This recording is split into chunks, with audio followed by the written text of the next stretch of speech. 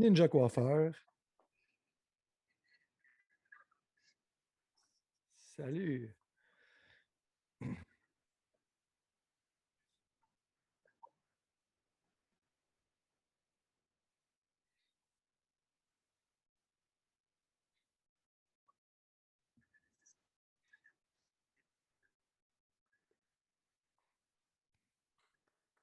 Yay! Yay! Bonsoir, bonsoir. Salut, Bob. Salut. Ça va très, très bien. Merci. Merci de l'invitation. Je suis honoré là, de renouer avec l'Est de la ville. Hey. Ah ben c'est vraiment le fun, Bob, que tu sois là avec nous Ben ce oui. soir. Ben oui. Parce que, justement, toi, t'es originaire de... On n'entend pas le moustachu? Ben oui, ben là, on doit m'entendre, là. Ça devrait être correct. Ça, Anarchie culinaire, c'est Alexis qui est là? Ah ben oui, c'est Alexis qui est là, malade. Bon, ben je vais Bon. lâcher tout comme ça. J'essaie de hoster via Twitch. J'ai aucune Bon. idée ce que c'est. Alexis qui a mon bac, là, justement, qui arrive juste à temps. Ah, vous avez juste manqué l'intro. Ben gars, je vais vous la remettre. Si, Oh, ouais, donc, on repart ça. on remet l'intro, gars. Ah, Absolument. tu veux qu'on refasse ça? On le refait. On le refait. Yes. Merci pour le follow. Là, j'ai pas. Hey, mes alertes sont pas à la bonne place. Bon, ben, gars, on se stressera pas. On repart. Non. Bon, JF Québec, qui est un nouveau follower. Merci. Oh, malade, Jeff Québec. Merci. Yeah, yeah, yeah. Merci. Oh shit Bob sur Twitch. Let's go. Merci, JF. Gars, on repart ça.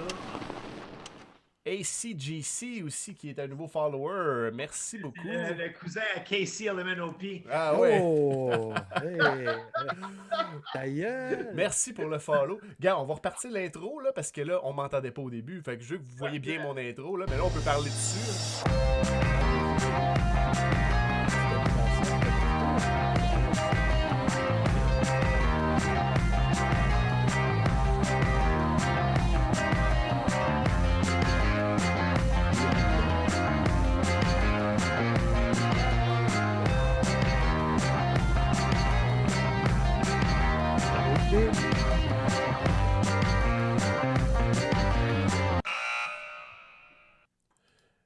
Bon, ben gars, on a déjà présenté Bob le chef, mais je veux juste vous dire que vous écoutez présentement Radio Pointeau, qui est un podcast qui est dédié à Pointe-aux-Trembles principalement, mais aussi à l'est de Montréal, à son histoire, ses mystères, à l'insolite et un peu aussi aux jeux vidéo. Je me nomme Alex et je suis Ninja accompagné de Coiffeur. Ninja Salut. Coiffeur.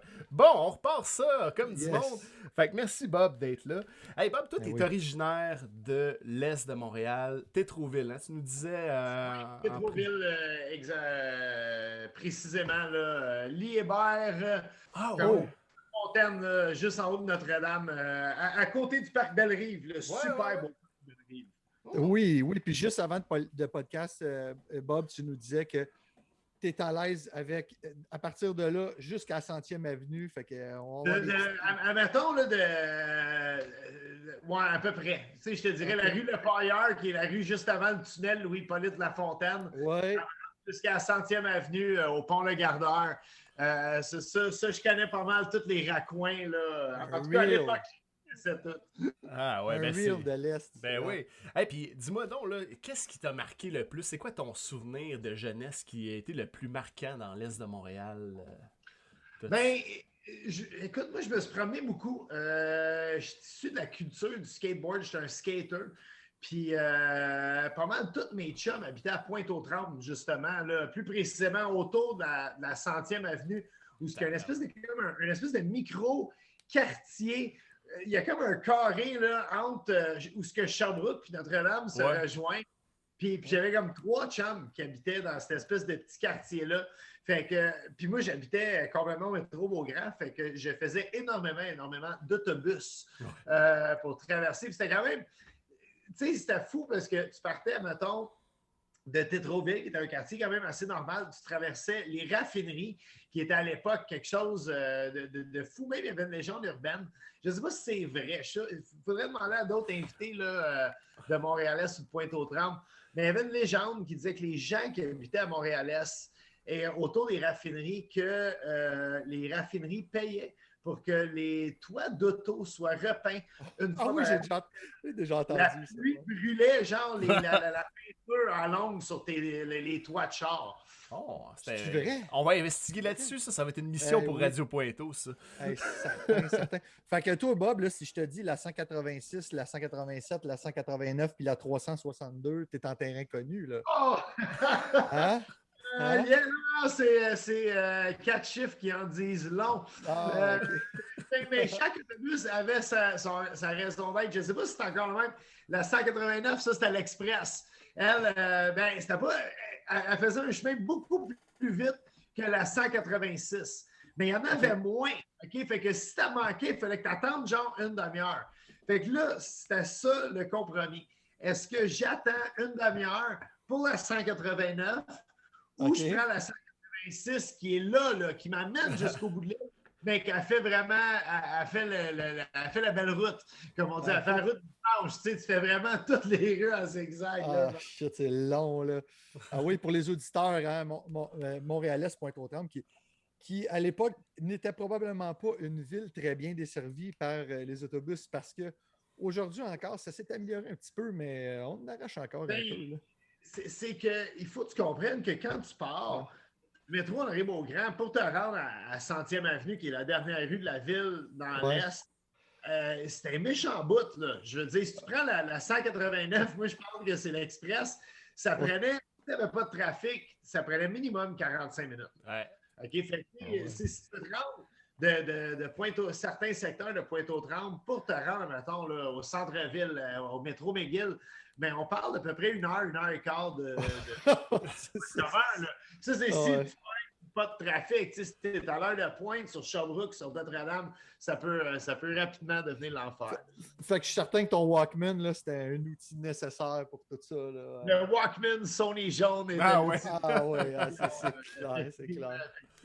Puis d'ailleurs, on n'a pas parlé de la 187. Celle-là, elle avait une utilité très spéciale. Puis, oui, je l'ai nommé. Puis sur mon article, c'est écrit la 362, c'est pour les plus wild. Je sais pas si c'est des poufs, ça. Mais j'essaie de ne pas raconter ces histoires-là dans les podcasts.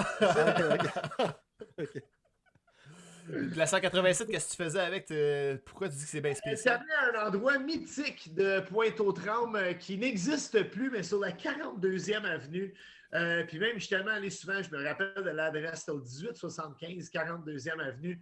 N'y allez pas, hein, ça n'existe plus. Mais il y avait un shop dans le garage. Ça s'appelait Skate Est. C'était très... Skate Est. Le gars avait un skateboard dans son garage. Puis quand l'ado, le magasin de skate n'était pas là, c'était sa mère qui posait le grip tape. Puis sa mère posait un Christy de beau grip tape. Elle était couturière, elle faisait bien. Mais ça me dit de quoi, moi, sérieux? Je pense que ça a été remplacé par la boutique En Équilibre, plus proche du métro L'Angélie à un moment donné. Mais Skates, mon grand frère qui a 2 ans de plus que moi, Martin, je ne sais pas s'il est dans le chat, mais Martin Pau, qui allait là, il allait chercher ses premiers skateboards à ça, le Skates que tu es en train de parler. Là, fait que, ouais, en tout cas, Martin Pau, si tu es là, j'aimerais bien ça savoir si c'est bien ça de ce dont on parle. Ah oui. Merci à la Zone Barbu pour le nouveau follow. La Zone Barbu. C'est ça. Je suis obligé d'enlever mes lunettes parce que pour l'ordi est loin. Je ne vois pas de loin. Mais je suis vraiment rendu à cet âge-là. Là. Faut que je lève les lunettes pour le monde qui sont dans le chat. Il y a beaucoup de monde quand même dans le chat. C'est cool au bout. Ben oui, c'est le fun. On est bien contents. C'est toujours c'est le fun d'avoir du monde en direct puis qui nous pose des questions, qui échange avec nous autres. C'est vraiment un podcast interactif qu'on fait, puis c'est live en plus. Là, fait que c'est super. Deuxième. T'avais-tu terminé, Alexandre? Ben c'est ça, on t'est rendu des souvenirs de jeunesse, mais vas-y avec la gastronomie, là, justement. Oui, écoute, t'es cuisinier, fait que c'est sûr qu'il faut te poser des questions en lien avec la bouffe à Pointe-aux-Trembles. Moi, je suis tombé sur un petit article là, sur Internet qui date de 2016. Mais c'est des souvenirs, ça s'appelle les 31 signes irréfutables que tu viens de Pointe-aux-Trembles. Fait que je me suis dit, peut-être que là-dedans, il y a des affaires qui vont te parler par rapport à de la bouffe. Si je te dis les hamburgers du Zellers du Carrefour La Pointe. Ah, ça, il faut que tu sois vieux pour te rappeler de ça. Là. Ça, c'est ta mère qui t'amenait manger des hamburgers. Puis, j'ai peut-être été plus hot dog dans ce type de magasin. J'ai mangé au Woolworth, par contre. Ah ouais. Ah, OK, le Woolworth. OK, il y a déjà eu un Woolworth à Pointe-aux-Trembles. Ensuite de ça, si je te dis le restaurant, si je te dis les hot dogs, tu es plus type hot dog, les hot dogs à 29 cents du Tipi. Yeah, absolument. Écoute, le Tipi là, va m'avoir. Écoute, si je pogne le cancer du côlon, c'est à cause de dans mon adolescence, effectivement, c'était à 29 cents. Puis à un moment donné, ils ont augmenté à 39 cents. Puis, tu sais, ça, là, c'est. Écoute, c'était avant TPS, OK? Fait que t'avais comme taxe. Tu sais, t'avais 3 hot dogs pour 1 piastre. C'était magique. Quand ils avaient augmenté à 39 cents, je me souviens, ça nous avait fait chier. Parce que il fallait que comme tu casses un 2 en papier, tu sais, pour t'acheter des 3 hot dogs. Mais je dis, écoute, une coupe d'hot dog avec un jus en sac, c'est oui, les jus en sac. Tabarnouche. Je ne sais pas si dans les signes irréfutables, mais en face de ça, il y avait un club vidéo de proportions. C'était énorme. Là, non, il n'en parle pas de ça. Novatec, qui était comme le plus gros, un club vidéo à 3 étages, des néons là-dedans, c'était quelque chose. Ah ouais. Tabarnouche. Ben, le gars, lui, ce qu'il dit, c'est j'en ai mangé du roteux. Non, on ne fumait pas de batte dans le parc Saint-Jean-Baptiste avant d'y aller. Les vendredis, Mégatron. Et je ne sais pas de quoi il parle, là, et il n'a jamais sous-estimé la hauteur du mont Saint-Jean-Baptiste. Plusieurs ont failli y laisser leur peau. Ça descend vite en un sacre. Un panier d'épicerie. Enfin, il descendait en panier d'épicerie. Je ne sais pas de quoi il parle, en tout cas. Écoute, écoute, à Pointe-aux-Trembles, il y a quand même. Il y a une industrie, Carryall, ils ne sont plus là. C'était à Montréal-Est. Eux autres, ils fabriquaient des paniers d'épicerie. Puis d'ailleurs, là, si tu vas dans n'importe quelle épicerie partout dans le monde, là, je veux dire, tu es au Mexique, au Portugal, en France, tu checkes les paniers d'épicerie, c'est Carryall qui l'a fabriqué. Okay? Puis il y avait à l'époque une usine, c'est à rue Marien. Puis dans le temps des fêtes, il construisait une espèce de sapin d'à peu près 50 pieds d'eau en panier d'épicerie. Puis, écoute, si tu croisais le sapin pendant la nuit pour la première fois et tu étais sur des psychotropes, c'était spécial, paraît-il, comme sensation. On m'a dit, en tout cas. Tu as lu ça dans les livres, en quelque part. Exactement. OK.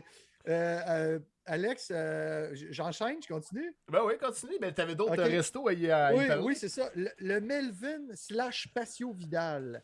La place par excellence où manger une poutine à 3 h du matin. Ça te dit le Patio Vidal, ça, j'étais les derniers beaux jours du Patio Vidal. Là. Je pense que c'était sur sa pente descendante quand je mangeais. Okay. Ben, c'était un super bon resto, ça, pour vrai. Là. Puis, mais ça, il faisait... C'est comme l'inventeur un peu de la poutine chou. Si je ne me trompe pas. Je ne veux pas partir un débat là-dessus parce que je sais mais il me semble que la poutine chou, c'est une invention du Patio Vidal. OK, c'est bon. Ensuite, la Patatec. Donc, ça te dit-tu quelque chose? Comme la Patatec, c'est encore ouvert. Ben oui, c'est encore ouvert. Oui. Puis tu allais là quand tu étais plus jeune? Ben, c'est sa rue Notre-Dame, ça, si je ne me trompe pas. Oui, exactement. C'est pas sur Sherbrooke, ça, la Patatec? Ah non, t'as peu. Ouais, il y en a deux. Il y en a un sur Notre-Dame. Attends, la Patatec. Comment ça s'appelle, donc? Ben, il y en a un en face du moulin, là. C'est celui-là que tu parles? Ouais, c'est ça, exactement. OK. Fait que ça, c'était lui, ce qu'il m'écrit, c'est on dînait à grands coups de 3 $ de frites et un Pepsi. C'était si bon, on avait exactement 34 minutes pour commander la patate, la manger, fumer un bat, jouer une game de Mario Kart et prendre le bus pour retourner en classe. À peu près chaque anecdote de Pointe-aux-Trembles va avec fumer un bat. Ouais, ben, ça a l'air d'être. Ben, même, j'ai déjà brassé de la bière avec un gars de Pointeau, puis il me disait que justement, il n'y avait pas un chat dans le temps, puis ça fumait des battes sur le coin de Tricentenaire puis Sherbrooke, là, dans le milieu de la rue, il n'y avait pas un char qui passait là. À l'époque, à une certaine époque, là, je sais pas trop dans quelle année. Moi j'étais là vraiment, mais plus, je dirais, début des années 90. C'est vraiment là que je me promenais à Pointeau. Puis tu sais, Notre-Dame, Sherbrooke, c'était des rues passantes, si tu veux. Là, puis même Saint-Jean-Baptiste, à l'époque, il y avait il y a une carrière, il me semble, si je ne me trompe pas, là, comme au nord de Sherbrooke, en quelque part. Fait que beaucoup de va-et-vient de camions. Puis aussi, à l'époque, il y avait beaucoup de vannes parce que l'industrie du pétrole était à son plein fouet là, dans les raffineries de Montréal-Est. Fait que ça attirait énormément de trafic là, tout autour de ce coin-là de la ville. Mais tu sais, je veux dire, moi j'ai le temps apprécié Pointe-aux-Trembles, Tétroville. Je veux dire, des cool quartiers, t'es sur le bord de l'eau. Fait que déjà là, il y a quelque chose là. Moi, j'ai tout le temps, même si je ne sais pas nager, je tripe bord de l'eau. Mais tu sais, je pense pas que c'était des pires quartiers que d'autres. Je veux dire, je pense que. Non, ben tu sais, moi c'est ça. Moi, je viens de Rosemont, puis on entendait toujours parler de Pointe-aux-Trembles. Ça sent mauvais, tu sais, puis toujours des affaires négatives. Mauvais. À l'époque, à ce qui paraît, mais moi, mon père, il m'avait dit, là, aujourd'hui qu'il est décédé, mais il m'avait dit, hey, tu devrais aller checker les maisons, c'est un quartier qui s'est beaucoup amélioré, tu sais, il n'y a plus les senteurs, puis tout. Fait que, dans le fond, c'est ça, tu sais, c'est que j'avais des gros préjugés vis-à-vis de ce quartier-là. Puis pourtant, c'est plein de petites pépites dans nous autres. On découvre plein d'affaires le fun là, dans notre quartier. Puis pour ça, moi, ça fait 8 ans que je suis rendu ici. Puis je suis super bien. J'ai comme toujours un peu l'impression que c'est la campagne en ville. Tu es collé sur Montréal, mais en même temps, tu as un peu plus de nature, il y a plus d'espace. Puis bon, tu as les raffineries. Ben oui. Mais c'est ça, ils sont plus en service, par contre, les raffineries, ou la plupart ne le sont plus. Il y en a certaines, là, il y a Suncor qui est encore en service. Mais vraiment, il n'y a pratiquement plus d'odeur, à moins vraiment que tu sois collé dessus. Là. C'est plus. C'est encore le Tipeee sur Saint-Jean-Baptiste. Il roule toujours. Ouais. Avec l'inflation, ils sont rendus à 10$ le hot dog. Non, mais c'est pas si pire. C'est pas super. Non, je suis allé. En fait, je prends souvent. Quand je descends là-dessus, je suis jamais pressé, comme quand je m'en vais ici, parce que je suis en congé. Fait que souvent, pour sortir de Montréal, moi, j'habite pas loin de Notre-Dame, dans le quartier Ville-Marie. Fait qu'au lieu de monter et aller pogner à 40, je pogne la dame tout le long. Puis si je vois qu'il y a du monde qui tourne pour pogner à 25, ben, je continue sur Notre-Dame, puis je traverse pas Pointe-aux-Trembles au complet. Ah ouais. Puis je monte à 40, rendu à Repentigny. Ah ouais. Fait que là, tu t'arrêtes, tu fais un petit crush sur Saint-Jean-Baptiste, tu vas te chercher des hot dogs. Puis... Exactement. Ben, ça m'est arrivé une couple de fois de le faire. Mais là, tu sais, si on n'est pas parlé gastronomie, il faut que j'en parle au show. Je ne sais pas si les Radio Pointeau, on peut parler de Tétroville. Ben oui. Ben oui. En ce moment, il y a le resto de tous les restos. C'est Simon et sa cantine urbaine. Qui est, je ne sais pas si vous avez la chance d'y aller, là, mais c'est sur Hochelaga. Ça vient d'ouvrir, ça fait pas très longtemps. Il y avait un line-up quand ça a ouvert. Là, ça...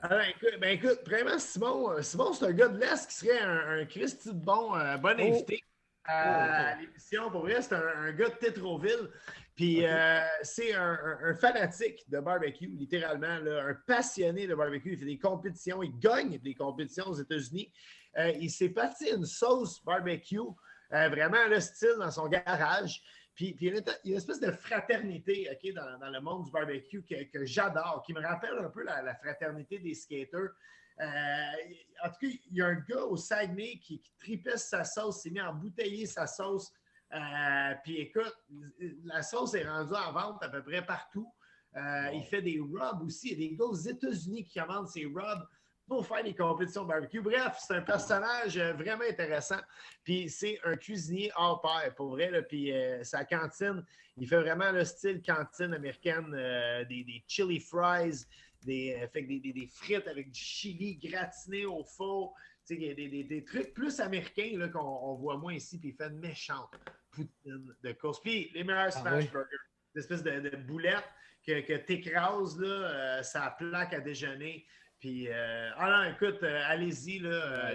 oui. C'est clair, c'est clair, là, tu nous l'as bien vendu, ça, c'est sûr. Oui, parce que tu sais, on va dire les vraies affaires. Radio Pointeau a des fois un petit peu de difficulté à se trouver des filons journalistiques. Là, tu sais, il s'en passe des choses, mais tu sais, pas tant que ça aussi. Là, fait que, ben oui, écoute, c'est sûr qu'on va essayer de prendre contact avec. Là. Puis il y a aussi un autre resto dans l'Est qui était quand même pas mal bon, le Coq de l'Est, là, mais c'est pas le Coq de l'Est qu'on connaissait jadis. Je sais pas si tu n'as entendu parler de ce resto-là, toi, Bob.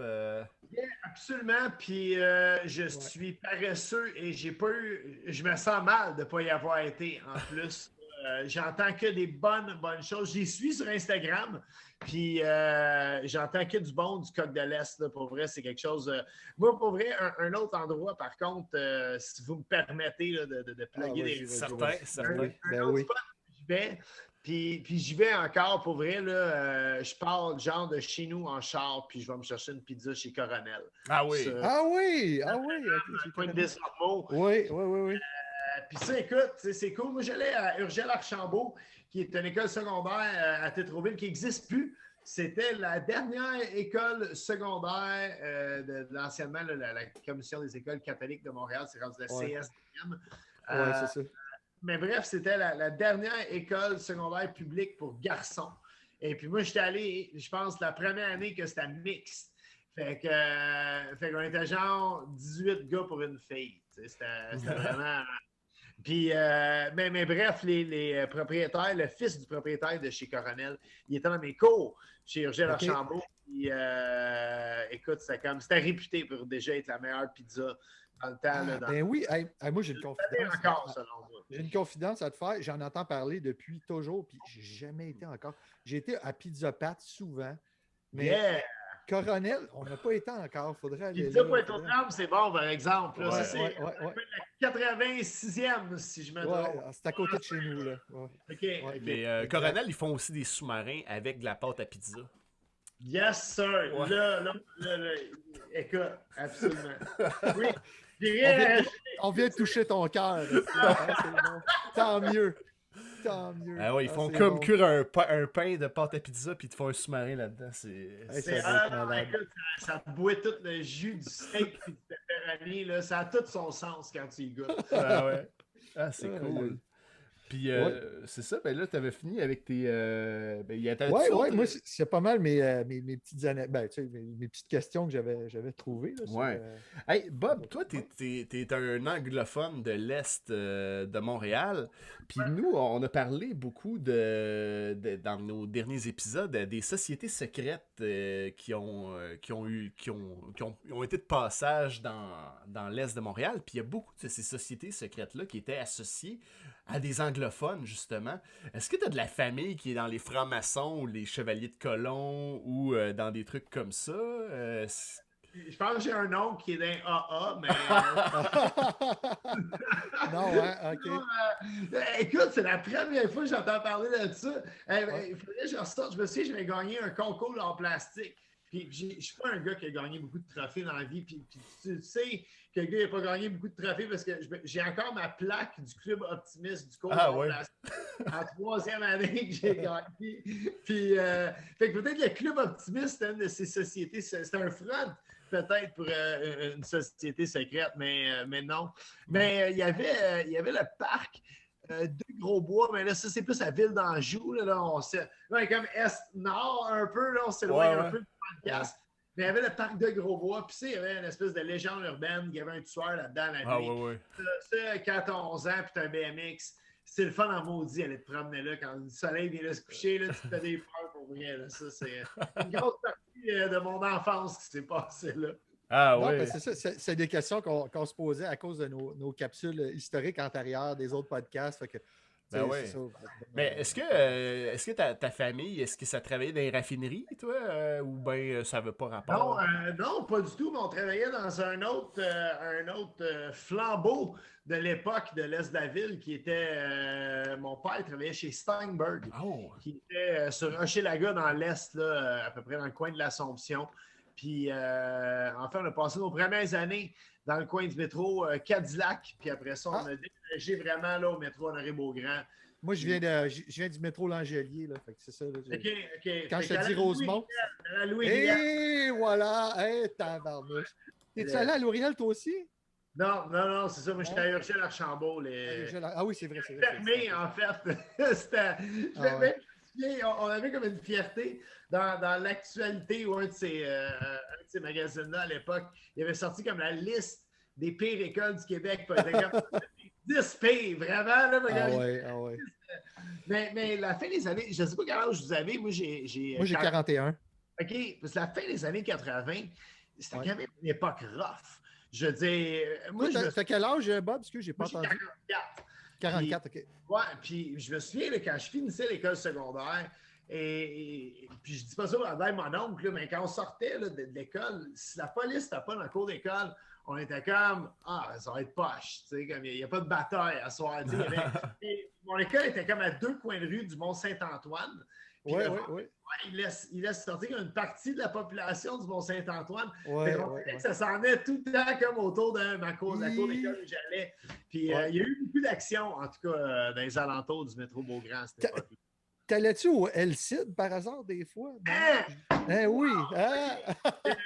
Mais c'est fort, ça. Parce que tout L'Oréal allait au El-Cid. Moi, on allait tous avec nos jeans blancs. Nous autres, on avait des jeans blancs. Là. Le El-Cid, c'est le premier bar que je suis allé dedans. J'avais... moi aussi. Ah ouais. C'était comme une légende urbaine qui ne cartait pas le monde. Mais c'était pas une légende urbaine, il cartait pas. Non, c'était vrai. Je suis allé au El-Cid pas à 16 ans, pas à 17 ans, à 15 ans, OK? C'est ça. À 15 ans, là, je devais avoir l'air d'un kid de 11 ans, OK? Ça n'a aucun rapport. Mais pour essayer d'avoir l'air adulte, tu sais, fait que tu finis en rentrant, comme ça te donnait un look plus mature. Puis, écoute, c'est fermé, hein, malheureusement, le boutique bar. Ouais, c'est fermé, le site. Ça fait, je pense, 2 ou 3 ans maximum, là, ça a fermé. Mais ça m'a vraiment fait de quoi quand je suis repassé devant. Moi puis mon frère, on allait chercher des pichets là-bas, puis c'était comme toi, là. On avait 14-15 ans, puis on allait au El-Cid, là. C'est incroyable. Mais tout puis un moment donné, j'étais chef d'un restaurant qui s'appelait Misto dans le plateau Mont-Royal. Puis on avait une barmaid, puis elle faisait les vendredis soirs, les samedis soirs au Misto. Puis elle faisait juste ces 2 chiffres-là. Fait qu'un soir, je dis comment ça, tu ne fais pas plus de chiffres? Elle disait, je travaille dans un autre bar 3 soirs semaine, puis c'est trop payant, je lâche pas. Puis je dis, ah ouais, c'est où le bar? Puis elle m'avait dit, c'est au L17. Sacrément, tu viens ici. C'était vraiment un bar légendaire. C'est ça. C'était pas. C'est parce que nous autres, il y avait tout. Pendant quand l'école finissait, les jeunes finissaient leur examen, puis on allait tous là. On avait carrément le banc Louis Riel qui était là. Mais j'imagine qu'il y avait d'autres mondes. À cette époque-là. En vrai. Était où la police à cette époque-là? Il checkait pas ça. Oui, il checkait les bons dossiers parce qu'effectivement, on faisait rien de mal. Là, c'était cool. Ouais. C'était les premiers temps. Là, ouais. Mais il y avait une couple de tu sais, en s'éloignant un peu de l'est de la ville, là, moi j'allais aussi, j'étais allé une couple de fois, ça s'appelait le 13e ciel. Puis ça, c'était comme un bar. La danse, ça, je pense. Un 13e les dimanches après-midi. Ouais. Puis c'était sur Saint-Grégoire, juste à côté du garage qui arrange mon char à cette heure. Ma mère, elle voulait pas. Mais j'allais au El-Cid, mais ma mère ne voulait pas que j'aille au 13e ciel. On salue ta mère qui est dans le chat. Ouais. Non, c'est pas vrai. C'est bon. Là, tu avais la question qu'on voulait poser à Bob. Là, oui. Ben, par rapport au resto, là, parce que nous, à Pointeau principalement, maintenant, il y a très peu de restaurants. Puis quand il y en a un nouveau resto qui ouvre, ça ferme. T'as-tu une explication à ça, toi? Eh bien, c'est rough, les restaurants. Pour vrai, là, tu sais, à Pointe-aux-Trembles, je sais qu'il y a beaucoup de restaurants de chaîne. Fait que déjà, tu arrives, tu compétitionnes contre du monde qui ont énormément d'argent. Fait que, tu sais, il faut tout y croire, tu sais. Je veux dire, à un moment donné, si le bon concept arrive avec le bon monde, au bon moment, le bon bouche à oreille, puis ça peut marcher, je dis pas. Puis même, moi, écoute, ouvrir un restaurant, justement, là, puis je suis pas en train de dire que je vais en ouvrir un parce que c'est. Non, mais je retournerai travailler dans un restaurant, mais avoir tout l'argent du monde, j'ouvrirai jamais un restaurant. C'est quelque chose. Il y a beaucoup trop de travail, je suis beaucoup trop paresseux. Mais ouvrir de quoi, par contre? Tu sais, je ne le ferais pas dans le plateau Mont-Royal ou Villeray ou même en Hochelaga Maisonneuve, comment c'est assez saturé en restaurant, tu sais. Ah oui. Justement, une place comme le monde qui ouvre, comme le Coq de l'Est, comme Simon avec sa cantine urbaine qui ouvre à Tétroville, mais c'est ça, tu sais, le bon concept se pointe à Pointe-Haut. Puis, tu sais, oui, ça peut vraiment, pourquoi pas. C'est sûr que les loyers pour un restaurant sont moins chers. Même tu peux te ramasser peut-être un resto qui ferme, qui a un parking en avant, qui est comme ça a l'air cave, mais c'est un atout avoir un parking. Un must, hein? OK. Puis à Pointe-aux-Trembles, justement, il y a des places. Je suis sûr que tu peux encore trouver déniché qu'il y a tout ça. Oui. Ben là, il y avait le Teddy's qui avait un grand parking, puis c'était le seul resto qui avait une terrasse, là, puis il a passé au feu 2 fois. Une fois, il était déjà brûlé, puis il a repassé au feu, tu sais. Ça, écoute, tu sais, des fois, c'est louche, ces histoires-là. Hein? Ouais, des mystères, on sait pas trop ce qui se passe là-dedans. Ouais, c'est mystérieux à Pointe-aux-Trembles. Ah ouais. Mais c'est vrai, j'avais jamais pensé à ce que tu dis. C'est vrai qu'il y a beaucoup de chaînes qui viennent s'installer. Parce que c'est quand même une zone transitoire, Pointe-aux-Trembles, entre le centre Montréal puis les banlieues. Fait que le monde, des fois, il y a un peu trop de trafic puis ils peuvent arrêter de prendre de quoi au volant. Puis c'est vrai, tu as des AEW, des McDo et compagnie. Là, mais des chaînes de pizza, il y en a-tu? Là? Ça n'a pas d'allure. Oui, non, vous les avez toutes. Mais y a-tu... Écoute, je veux pas que quelqu'un me dise « Ben oui, t'es ben cave! » Mais y a-tu une bonne pizzeria à Pointe-aux-Trembles? Ben, à part Pizza Pat, mettons, là. Pizza Pat qui est... mais tu sais, je veux dire, Pointe-aux-Trembles, c'est grand, là, c'était sa première avenue, puis Sherbrooke, je pense même pas qu'il livre, le Pizza Pat. Là, Pizza Pat, là, moi, c'est-à-dire, Pizza Pat, personnellement, j'ai un estomac un peu fragile. Elle est super bonne, mais elle est puissante, là, tu sais. C'est beaucoup de pâte, beaucoup de sauce, beaucoup de pepperoni et beaucoup de fromage. C'est une pizza que tu manges. Ouais, c'est un coup de poing, ça gueule. Mais elle est vraiment bonne. Allez-y, par contre. Mais, tu sais, je dirais que moi, les 2 restos vraiment que je trouve bien cool là, dans l'Est, c'est niaiseux, mais le restaurant indien, là, le Zika. Ah oui. C'est sur la rue Hochelaga, dans le fond. Ouais, c'est pas trop loin de la cantine chez Simon, justement. Ouais. C'est vraiment cool. Eux autres, ils font comme un genre de buffet indien. Ils faisaient avant la pandémie, bien sûr. Ouais, mais je pense qu'ils sont revenus, j'imagine. Là. Mais c'est malade parce que, tu sais, manger de l'indien, souvent, c'est assez dispendieux. Puis là, c'est vraiment un gros buffet indien, genre. Fait que c'est cool, tu peux goûter à plein d'affaires. Puis vraiment, j'en ai mangé souvent de l'indien. Puis c'était vraiment un bon petit resto. Puis sinon, il y a aussi le Togo, qui est pas trop loin, un restaurant asiatique, là, une petite maison blanche. Mais au niveau de la pizza à Pointe-aux-Trembles, j'avoue qu'à part, comme tu as dit... je ne sais pas si ça existe encore, mais nous autres, c'était du curd. 2 pour 1. Là, OK.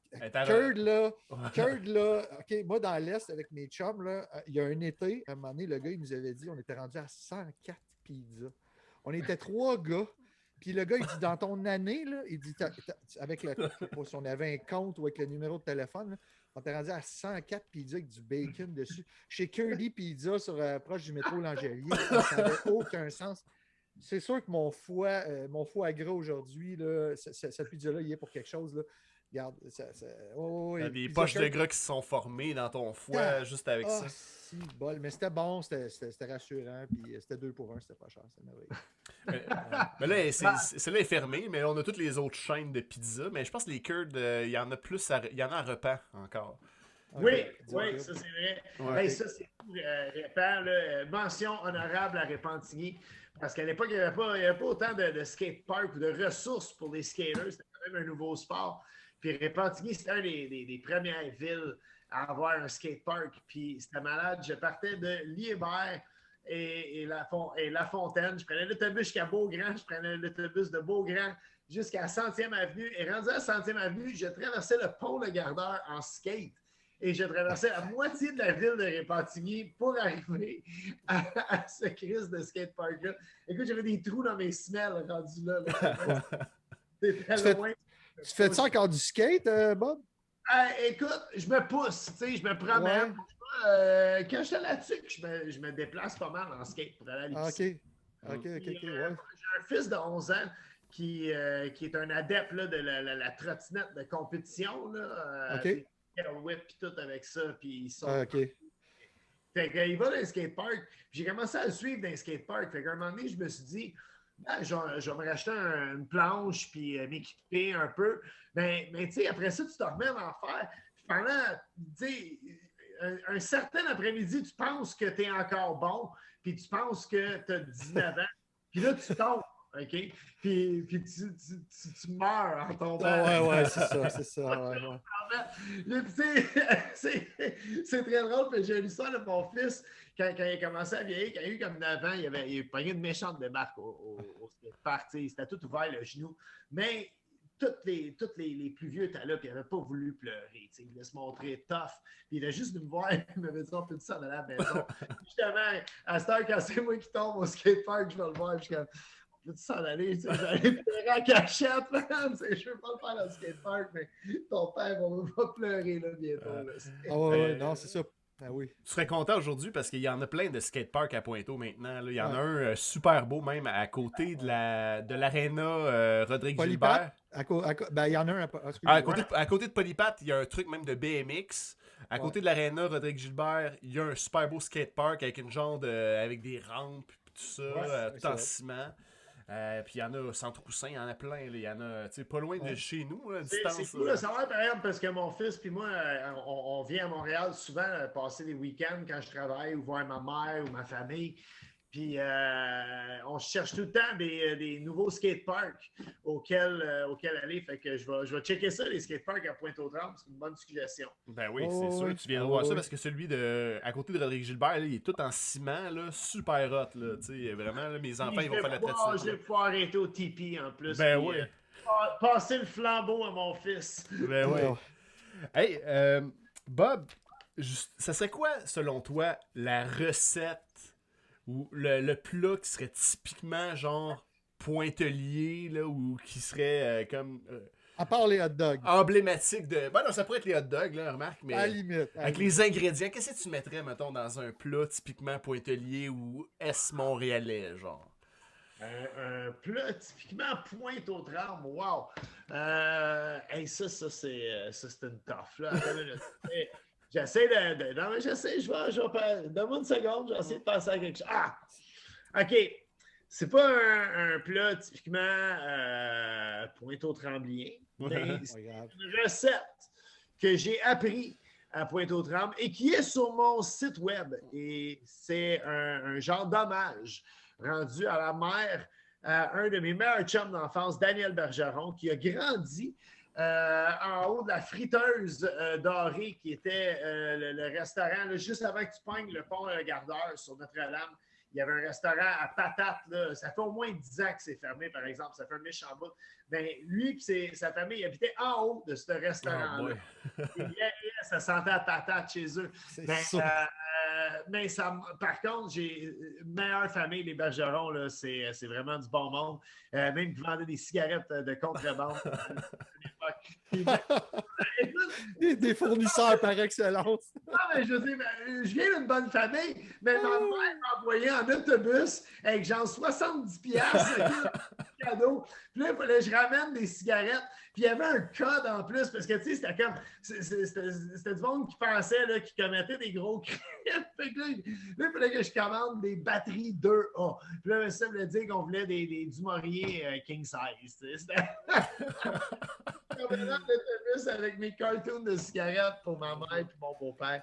Bref, toute autre époque. Mais OK, pour en revenir à la recette, un peu. Mais Mme Bergeron, quand je dormais là, elle nous réveillait et elle faisait ses fameuses crêpes au gruau. Puis c'est une recette, pour moi que j'associe personnellement à Pointe-aux-Trembles. Et la recette, elle est sur mon site web, boblechef.com, pour ceux qui veulent la recréer à la maison. Je vais aller checker ça parce que j'en fais, puis peut-être que je suis plus pointelier que je le pensais sans même le savoir. Ah oui, avec le... oui, en tout cas. Ça, c'est bien nourrissant. T'en faisais justement quand tu travaillais. Ben oui, ouais, parce que je travaille à l'Institut en santé mentale, là, puis je leur faisais des. Vous allez voir, c'est plus nourrissant. Là, je mettais du gros griot là-dedans, puis ça faisait des espèces de grosses crêpes super épaisses. Là. Ils étaient contents.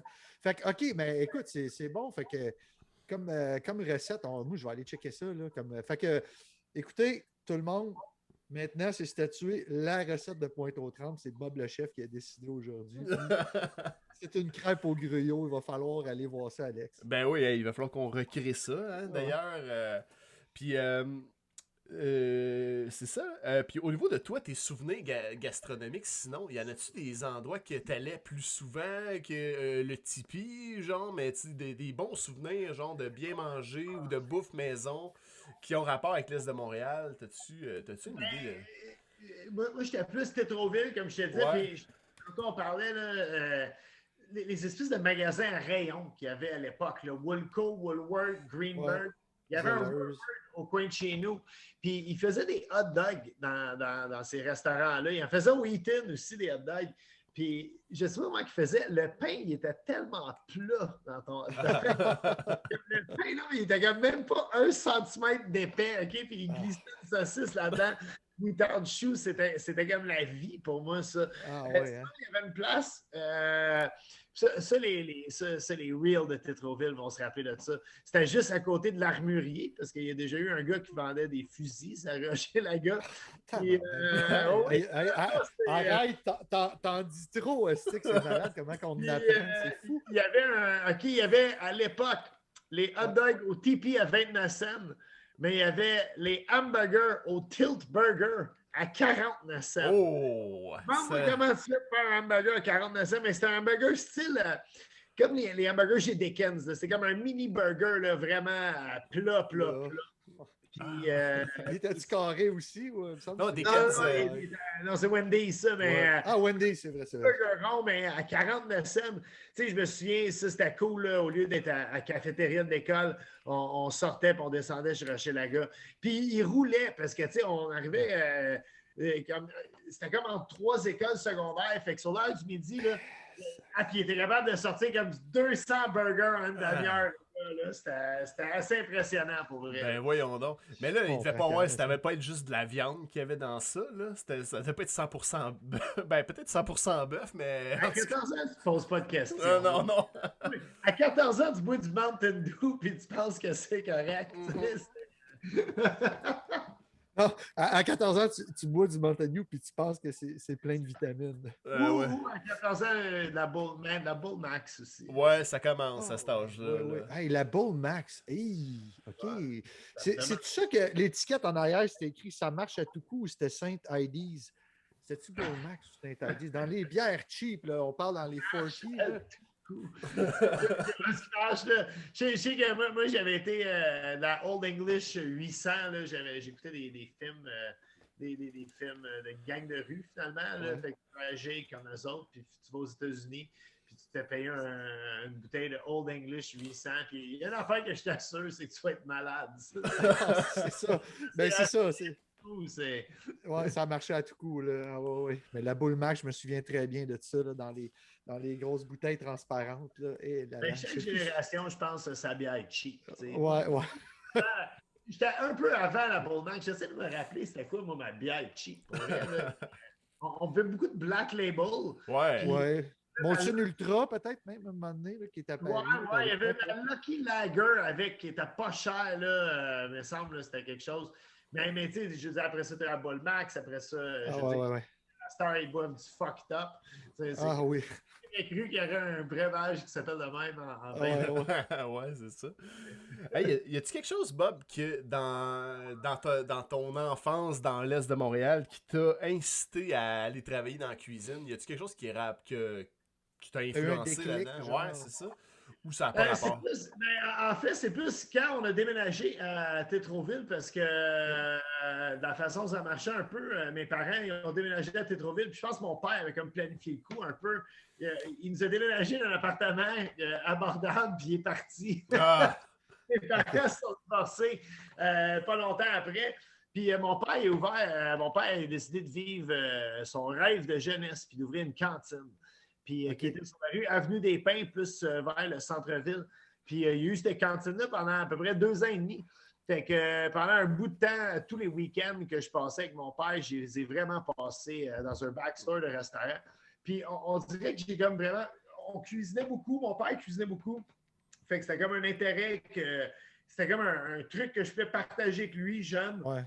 Ça a tout le temps stické. Fait que ma première job, c'était plongeur au Giorgio, qui est en face du village olympique. Oui, le Giorgio, à côté du Tiki Doré. Là, le Jardin de ski, excuse. Oui. Juste à côté, effectivement. Ouais. Puis, c'est ma première job, puis j'étais plongeur.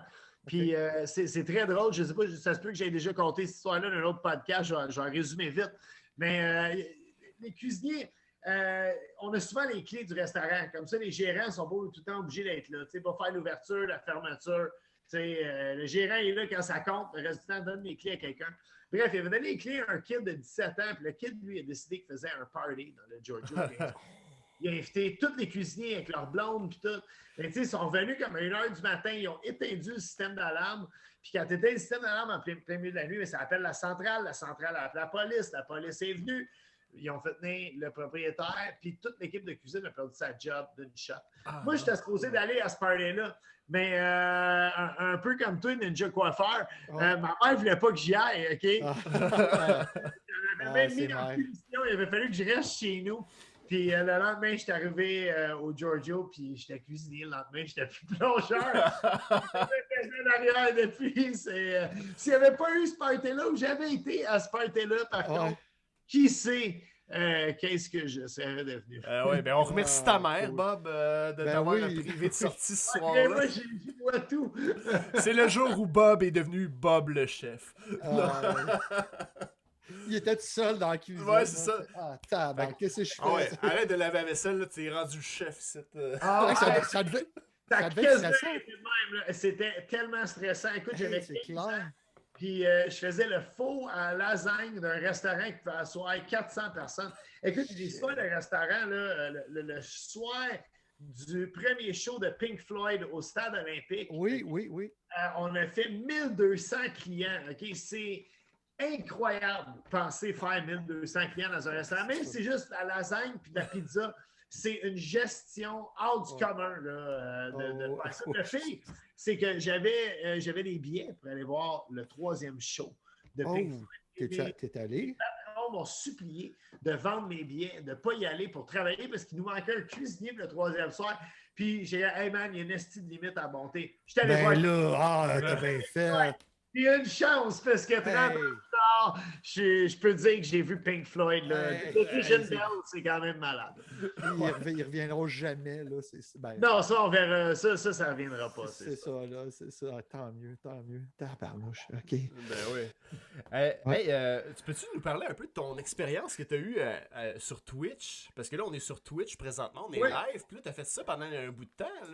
D'ailleurs, là, si on peut checker, il y a plein de monde là, que je reconnais. Farah Legros, la zone barbu, ACJC, qui est légende urbaine, dit que c'est le cousin à Casey LMNOP, qui est avec nous autres aussi. Jeff Québec, qui est avec nous autres. Salut, on les salue. Ben oui. C'est tout du monde là, qui est habitué de Bob le Chef Live, qui a été... écoute, moi, j'aimais dire que c'était la meilleure émission interactive culinaire francophone de tout l'univers. À l'époque, on était aussi la seule. C'est ça, oui aussi. Là, c'est ça. Il y en a beaucoup qui ont été faites depuis et sont sûrement meilleurs que la mienne. Mais écoute, ça a été un gros délai qu'on a fait. Ça a duré comme 4-5 ans, mais on en fait encore. On en fait via Facebook. Encore des lives, c'est quelque chose qu'on a voulu explorer. On a eu beaucoup de fun avec ça. C'est un délai. Farah Legros, il dit « J'en ai pas trouvé de meilleur ». Ah, ben malade, merci, yeah! Mais non, écoute, on a essayé d'inviter des invités différents toutes les semaines. Puis, écoute, je me suis payé des méchants trips dans ça, pour vrai. J'imagine. J'ai la chance de travailler avec une équipe exceptionnelle parce que je faisais ça. Je travaille avec Alexis et Mathilde qui sont dans le chat probablement en ce moment. Puis, je travaille avec eux autres depuis le tout début. Ça fait 16 ans qu'on fait l'anarchie culinaire. Et c'est pas mal tout le temps dans leur cuisine. Fait que je suis rendu à, je pense, la 2e cuisine là, que j'y donnais un coup. Puis écoute, on a fait ça pendant 4 ans. c'est du sport. Pour vrai, là, quasiment à chaque... En tout cas, on en faisait une trentaine par année. Fait que, tu sais, on essayait de se donner une bonne rigueur, là, de ne pas trop en manquer. Puis, écoute, j'ai reçu des invités, autant des gens de Twitch, justement, là, qui c'est qu'on avait en commun tantôt qu'on parlait, là, qui était venu... L. Frank, ouais. L. Frank, justement, qui est venu faire un tour. On a eu la chance, même sur Twitch, d'aller rencontrer notre communauté à l'international. On est parti, Alexis, Mathilde et moi-même, à Toulouse, en France, puis on a fait un meet-up avec plein de gens, puis on a fait un live sur Twitch, justement, de Toulouse, Bob le chef, Nothing Toulouse. Puis c'est un très gros délai, pour vrai, d'aller là-bas pour rencontrer ces gens-là. Puis c'est fou parce qu'on a fait un meet-up après au Québec dans un bar, puis il y a des gens qui sont partis de la France pour venir à ce meet-up. Et écoute, c'est vraiment touchant quand... Oui, mais ça. Ce qui est le fun de Twitch, c'est justement le côté interactif. Tout le direct, c'est le fun, de pouvoir vraiment tâter le pouls du public, jaser avec eux autres, prendre leurs suggestions en considération, savoir des nouvelles recettes, des invités qui voulaient qu'on invite. C'est vraiment payer un délai. Là. On a eu beaucoup de fun. Après 130 shows, il n'y a rien. Écoute, j'ai chanté, j'ai dansé, j'ai été torse nu un peu trop souvent dans une cuisine. Des compétitions de cuisine. On a fait un 12 heures non-stop de cuisine que je ne referai jamais de ma vie. J'ai couru un marathon et c'est à moins rough que faire 12 heures de Twitch en cuisine. Ben voyons donc. Arrête, pour vrai? Ben, mon invité, c'était Thomas Levac. Fait que je sais pas oui, c'est lui qui rit, là. 12 heures avec Thomas, c'est intense, pour vrai, là. T'as fait un 12 heures avec Thomas Levac. Je pense que juste si t'avais pas fait de cuisine avec Thomas Levac, ça aurait été aussi pire, probablement. Juste jaser. Non, mais quand même, s'il y a un gars qui peut tenir réveillé, c'est lui, là. Tu sais, c'est ça, là. Vous deviez vous alimenter pendant 12 heures. Aviez-vous des idées pendant 12 heures, Crime? Ça devait être absolument, oui. On a eu des bonnes idées, mais on a eu le temps d'en avoir des mauvaises aussi pendant ces 12 heures-là. Il peut se passer bien des affaires. Il y a des moments, tu vas te manquer de vaisselle, je sais pas, là, tu vas faire la vaisselle. Oui, effectivement, on a manqué de vaisselle. On a, justement, en live, là, il est arrivé des affaires, je dis du caramel sur le plafond. On a pitché une nouille au plafond, on l'a collé sur le plafond, on l'a laissé en exposition permanente. Elle a resté pendant 6 mois, la nouille. Non, pour vrai, ça colle, l'amidon. C'est ça. Oui. Mais non, on a eu tellement de fun. On a eu des bands qui sont venus en cuisine, qui ont joué en direct, pour vrai. Là, avec pendant que tu cuisinais, t'avais un band en arrière? Non, on prenait une pause musicale comme un talk show. Puis, moi, je jouais de la salière la plupart du temps. Puis, eux autres, ils amenaient un instrument ou deux, là, puis ils faisaient une coupe de tunes. Wow. L'acoustique dans la cuisine était impressionnante. C'était quelque chose. C'est cool. Farah Legros, il dit que vous avez reçu aussi Matt Gamache de la Gamacherie. Oui. Je sais pas ce que vous avez cuisiné avec. Moi non plus. Tu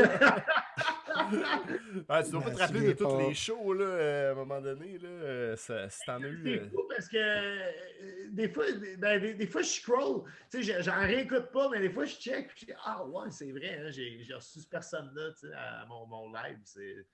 On a fait beaucoup d'invités. J'ai au moins 250, je dirais, invités. Là, parce qu'on essayait d'en avoir 3 par show. Alors, on s'est rendu compte que 3 par show, c'était peut-être too much. C'était dur aussi les solliciter à venir. C'est pas tout évident. Là, je veux dire, tu as une journée de congé par semaine, tu habites à l'autre bout de la Rive-Sud, ça te tente-tu de t'emmener à Montréal, puis de venir faire un show expérimental qui dure 3 heures de temps? Ça a toujours été sur Twitch, c'était pas sur YouTube, c'était vraiment à Twitch. En fait, on était multiplateforme. Et no joke, j'avais devant moi un écran plasma avec le chat de Facebook, le chat de YouTube, puis le chat de Twitch. Tu gérais ça en même temps que tu cuisinais. Écoute, j'essayais de ne pas manquer dans la limite possible. j'essayais de pas manquer Tu sais, personne. déjà que tu dois être bon en multitask, parce que, tu sais, je veux dire, de cuisiner, c'est du multitâche, là, mais là, en plus, tu gérais des chats, ça devait être malade. Là, Non, mais j'ai comme un trouble de concentration. Fait que des fois, je pense que quand il y a trop d'affaires comme ça marche pour moi. c'est ça, ouais. Je suis dans mon élément, là, ça se passe. Ah, cool. Ouais, Ah ouais, parce que tu reviens tout le temps à quelque chose, puis... C'est comme un gros rush d'une cuisine quasiment. Ouais. Mais je vais t'admettre, là, quand je finissais 3 heures de live, j'étais vraiment épuisé. Pas tout le temps, il y en a que j'y allais plus mollo, mais quand je me donnais, là, ceux justement que j'étais torse nu quand je me rendais là, Ouais, parce que là, il faut avoir des fois des petits shooters par-ci par-là, puis des petits... Ça arrivait, mais on essayait de garder ça le plus professionnel possible. Ouais, c'est À ça. la limite possible. Pas de petits verres de vin, puis tout ça, non? Même pas. Des fois. Ouais. Des fois. Ah bon, ben coudonc. Ben c'est normal, là. À un moment donné, on essaie de faire, de se mettre sur notre plus beaux apparats, là, quand on est devant le monde, là. C'est pour ça qu'on se met en bédaine, des fois. Fait que... Qu'est-ce qui nous restait à demander c'est par rapport ouais, là, c'est ça, là, on a vu que ben là, je sais pas si t'as vu notre photo qu'on a pris avec toi, mais t'étais pas là. Hein? Ouais. On a pris devant un arrêt d'autobus en face de la bibliothèque. On a dit, hey, Bob le chef, il est là, c'est malade. Il y a une affiche de lui, on va aller se prendre en photo pour faire notre petite promo. Fait que là, tu commences une nouvelle émission à la télévision sur le barbecue. Ça commence la semaine prochaine, ça, dans le fond. 3 de 1 barbecue, hein, c'est ça? 3 de 1 barbecue, absolument, sur les ondes de Zest dès le 17 juin à 18h30. Puis c'est une compétition de barbecue entre vraiment des tripeux de barbecue. Là. On a une belle scène de barbecue au Québec, là, je le répète, pour vrai, là, C'est cool, ça. compétiteurs, beaucoup de gens qui ben là, on compétitionne plus au Québec qu'aux États-Unis ces temps-ci. Puis on compétitionne même pas pantoute, mais bref. Là, on a compétitionné dans notre cours de belle maison à Laval qu'on avait pour faire les tournages. Puis on a vraiment un beau show. Pour vrai, là, c'est vraiment cool. C'est-tu en direct? C'est préenregistré? Non, c'est pas en direct. On a fini les enregistrements. D'ailleurs, vous allez voir, là, on a eu... quand on dit qu'on tripe au barbecue, on tripe sur le barbecue au Québec, il faut qu'on soit prêt à faire face aux éléments. Les éléments, c'est la neige, le vent, la pluie. On a tout eu comme température dans ce show. Ben, tant mieux, ça a donné du piquant. La chaleur incroyable aussi. Fait que le spectateur va avoir pour son argent, je pense. Ah, nice. ouais. Puis, c'est vraiment un cool show pour vrai. Là. Je suis assez fier. Puis en plus, à tous les semaines, on a un juge invité différent pour m'aider à juger cette show-là. C'est une dure job, mais quelqu'un, il faut qu'il la fasse. Toi, t'es l'animateur ou t'es le Oui, juge? exactement. Comme C'est dirait l'animateur, Guillaume Lepage. Je suis l'animateur. J'ai manqué de joke. C'était même pas ça, gars. C'est Mais ça a été tourné à l'hiver? Ça a été tourné pendant l'hiver, c'est ça qui est non, différent? ça a été tourné ce printemps. C'est juste qu'au mois d'avril, je veux dire, la température, elle est vraiment comme ça d'une journée à l'autre. Puis c'est des dates, tu sais, je veux dire, tout le monde est pigiste en TV. Fait que quand on a une date, changer une date de tournage, écoute, faut que genre ta femme elle meure pour qu'on change la date de tournage. Okay? Ah oui, c'est ça. C'est un cadre, là. T'es loin de Twitch. C'est tellement dur de recéduler tout le monde une autre journée. Là, c'est ça. On y va avec les dates qu'on a, on se croise les doigts. On se garde tout le temps comme deux journées de rain check, c'est trop, vraiment trop terrible. Mais le pire, c'est qu'on les a utilisés comme en partant. On n'avait pas le choix, fait qu'après ça, il a fallu juste gérer avec ce qui nous restait. Mais écoute, ça fait partie de l'expérience. C'est ça qui fait que c'est le fun. Tu n'as jamais une journée pareille au boulot, fait que c'est quand même quelque chose de plaisant. Puis, j'imagine qu'il y a un gagnant, c'est un peu le Star Academy, un peu le barbecue. Là, ça, oui, ben exactement. Chaque émission, il y a un gagnant. En fait, il peut en avoir deux aussi. Il y a 2 défis par émission. Un défi de 500$ et un qui vaut 1000$. Puis, écoute, c'est ça, il faut qu'ils cuisinent sur une thématique avec les ingrédients qu'on leur donne dans un temps alloué. Puis, écoute, on a des vrais pros du barbecue, puis on les fait suer un peu. Fait que je pense qu'on a un bon concept. Là. Wow!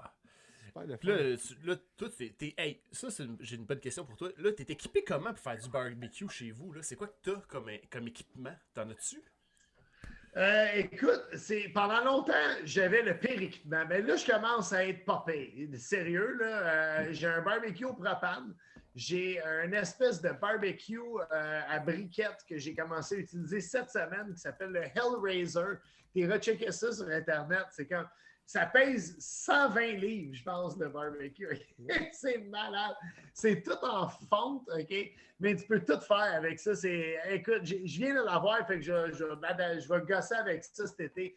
J'ai une espèce de plancha aussi, là, comme une plaque à déjeuner extérieure. Fait que, tu sais, je commence là, à avoir là, des barbecues. Là. Mais, tu sais, je veux dire, quand je suis tout le temps dans la cuisine, je suis tout le temps là-dedans. Fait que, tu sais, rendu chez nous la fin de semaine, après avoir jugé ou avoir mangé ou avoir été dans un événement de barbecue, j'ai comme pas le goût, pas le goût de faire fumer un pulled pork pendant 14 heures. Je perds un peu la passion. Je dirais même, secrètement, je mange du tofu, du kale quand ça me purifie un peu. Là, ben c'est sûr. Hey, puis Alex, je sais pas si tu avais d'autres questions, parce que moi, en parlant de kale puis de pulled pork, je sais pas si on continue un petit peu le... Bob, je ne sais pas si tu veux rester avec nous ou. J'ai absolument rien à faire. Reste avec nous, Bob. Oui, tabarnouche, parce qu'on a des petits sujets un peu préparés là, pour pas mal préparés, parce que moi, cette semaine, en parlant de manger du kale, figurez-vous donc, chers auditeurs, que à Pointe-aux-Trembles, plus section Rivière-des-Prairies, parce que là, on ratisse dans l'arrondissement au complet. Il y a un projet d'éco-pâturage qui se fait.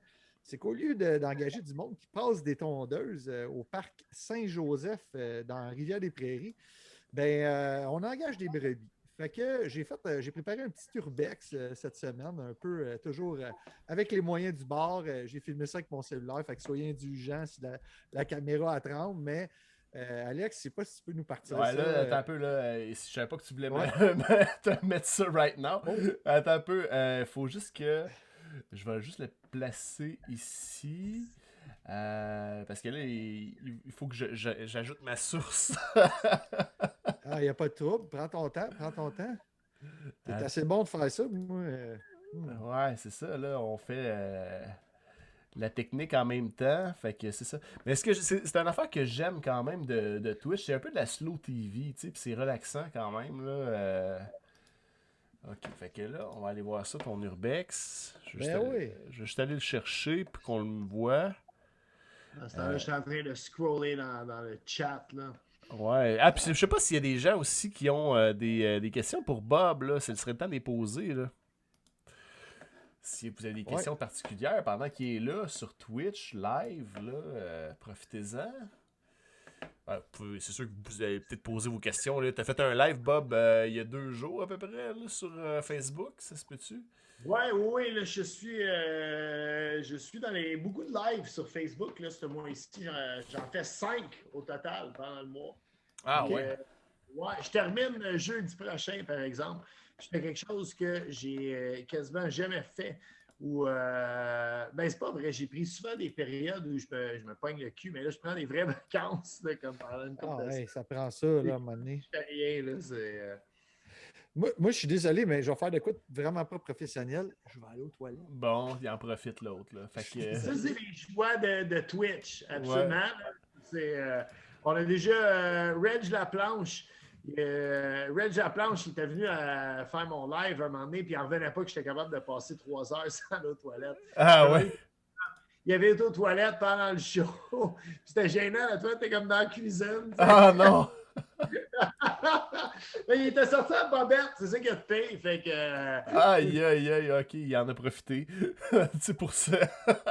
Ici, aux gens là, dans le chat, s'il y a des questions, c'est le temps de poser ça, je te laisse faire la technique. Moi, je vais à un pied de site, je vais remplir la bouteille d'eau. Oui. À Bob le Chef Live, la seule émission où des fois l'animateur quitte l'écran pendant l'émission pour nous prendre un verre de quelque chose. Ben ouais, c'est ça. Alors moi, j'essaye autant comme autant là, de minimiser mes allées aux toilettes, mais en même temps, j'aime ça prendre une petite bière pendant le show, puis des fois, ça donne envie de pipi. Fait que je vais attendre que Ninja Coiffeur revienne, qu'il y a... C'est quoi le secret pour ta sauce pour les ribs, Bob? Ça, c'est dans le chat, ça? C'est dans le chat, ça. C'est qui pose cette question-là? C'est Valérie de Média du Jeu. Hey, salut, média de jeu. Yes, sir. Ma sauce. En fait, tu sais, un équilibre. Tu sais, tu fais une petite sauce barbecue maison là, avec, mettons, là, ketchup, moutarde de Dijon, peut-être la sauce chili qui est faite par Heinz, là, la même compagnie qui fait le ketchup. Ils font une sauce qui s'appelle la sauce chili. Ça, avec la moutarde de Dijon, la Worcestershire, un mélange de sirop d'érable ou de miel, ou même de la mélasse pour avoir une couleur plus foncée, ou même de la cassonade. Moi j'essaie d'utiliser plus, au lieu d'utiliser de l'ail frais, j'aime mieux utiliser de la poudre d'ail aussi. Je trouve que la saveur à 5 heures est plus homogène un peu là, dans toute l'affaire. Là. Il y a une espèce de quelque chose qui se passe mieux avec la poudre d'ail. Tu mélanges tout ça ensemble, tu peux la faire chauffer aussi si tu veux. Tu peux peut-être même faire venir un oignon, déglacer de la bière, mettre tous ces ingrédients-là après.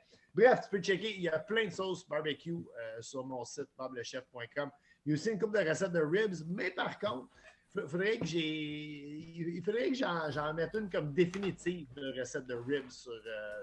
J'ai les ribs, d'ailleurs, Simon Blest, que je vantais tantôt avec sa campagne, m'avait montré une recette du coq de l'Est. À mon live, qui était des ribs frites. Puis ça, c'est la meilleure façon de faire des côtes levées. C'est que tu coupes vraiment à l'intervalle d'une côte, OK? Puis tu mélanges là, dans un petit mélange de fécule de maïs avec plein d'épices là-dedans. Puis tu les fais frire pendant 12 minutes. Puis tu as les meilleures côtes levées de ta vie. Ah ouais, puis tu les fais pas bouillir avant, là. Rien de ça, là. Rien tout, direct dans la friteuse. Ah ouais. Tabarouette, ouais, ça me met l'eau à la bouche un peu. Mais c'est sûr que c'est pas long. Tu peux faire des côtes levées un mercredi soir, ça c'est quand même cool. Ouais. Ouais, effectivement. Là, on a les brebis là, qui s'en viennent. Ben oui, attends un peu. Ouais, c'est ça, là. Il y a Farah Legros qui dit: as-tu refait quelques mois de végétarisme comme tu y as fait il y a 2 ans? Ouais, je faisais végé pour un mois. J'ai fait ça pendant 6 ans, si je ne me trompe pas. À tous les mois de janvier, après mes excès du temps des fêtes, puis avant mon légendaire party du Super Bowl, j'étais végétarien tout le mois de janvier. Écoute, je mange encore des plats végétariens, mais tu sais, je veux dire, je prône plus ça. Tu sais, je fais juste bouffer. Puis s'il y a de la viande, il y en a. Puis s'il n'y en a pas, il n'y en a pas. Mais effectivement, tu sais, quand je suis en tournage, je travaille des longues heures. Je pars tôt le matin, comme à 6 heures le matin. Fait qu'on dirait quand tu te lèves à 5h30, on dirait que tu te récompenses avec un trio McDo pour déjeuner. C'est comme un McMuffin, c'est correct. Je me suis levé à 5h30, je peux manger ça. Mais quand je finis les longues périodes de tournage, souvent, je mange juste de la crap pendant un mois et demi de temps. Fait qu'effectivement, il y a tout le temps entre deux shows, entre deux périodes occupées, admettons, là, dans ma vie, ben, j'essaie d'être un petit peu plus salade, tofu, santé. Je remplace même l'alcool fort par Colin, je veux dire, par du kombucha. Ah ouais, pour vrai, c'est une bonne alternative. Là. Ça fait comme une bière acidulée, c'est pétillant. Absolument. C'est bon, ça. Hey, j'ai une autre question de Farah Legros là, qui demande si un air fryer, ça fonctionne pour les ribs. Ah, je sais pas. Écoute, faudrait que tu l'essayes. Prends la recette sur mon site web, essaye avec ton air fryer, puis advienne que pourra. Ton guest est aussi bon que le mien, Farah. Bon, fait que là, on va y aller à mettre les brebis. Ninja, tu veux-tu que j'essaie de le mettre en full screen, là, où on vous voit, ou comment tu le verrais, là, toi? Ouais, ben ça me dérange pas. Tu peux le mettre en plein écran pour l'instant. Ben oui. Fait que je vais le mettre par-dessus nous autres, puis je vais en profiter pour aller aux toilettes pendant ce temps-là. Aller prendre une pause. Ah oui, c'est ça. Aller prendre une pause. Ça sert à ça, les vidéos Urbex. Fait que je vous laisse regarder ça. Ça dure 3 minutes. Ouais.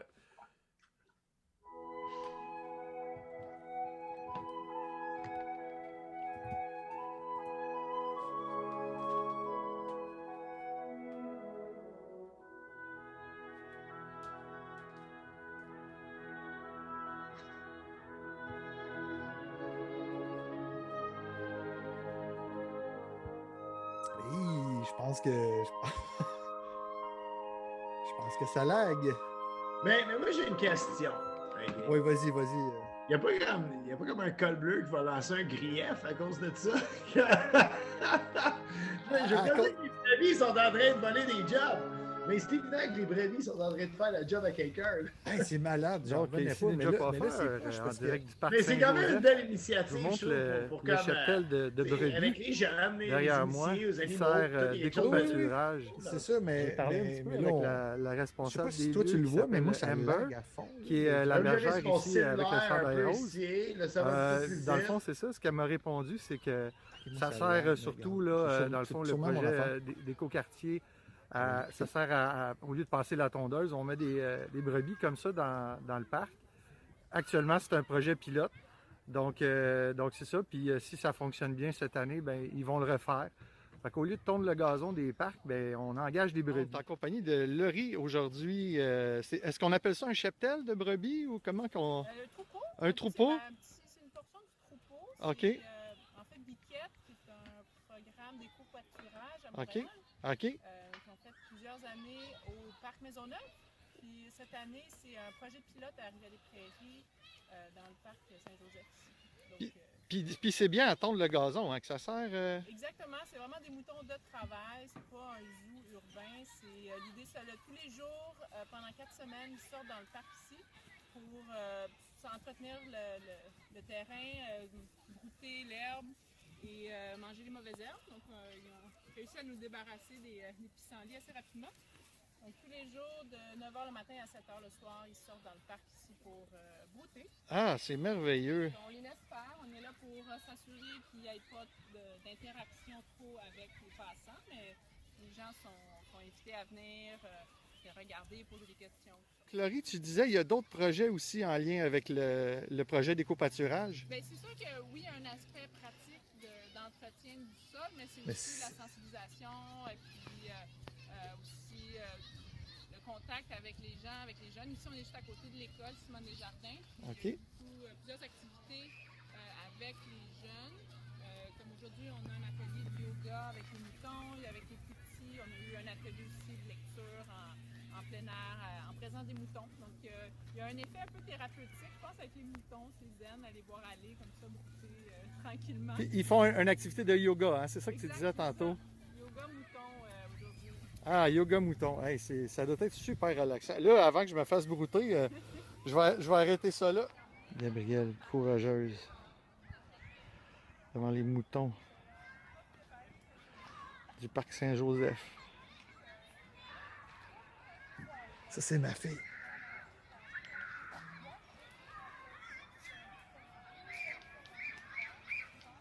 Elle pouvait pas toucher au mouton. Elles sont belles, hein?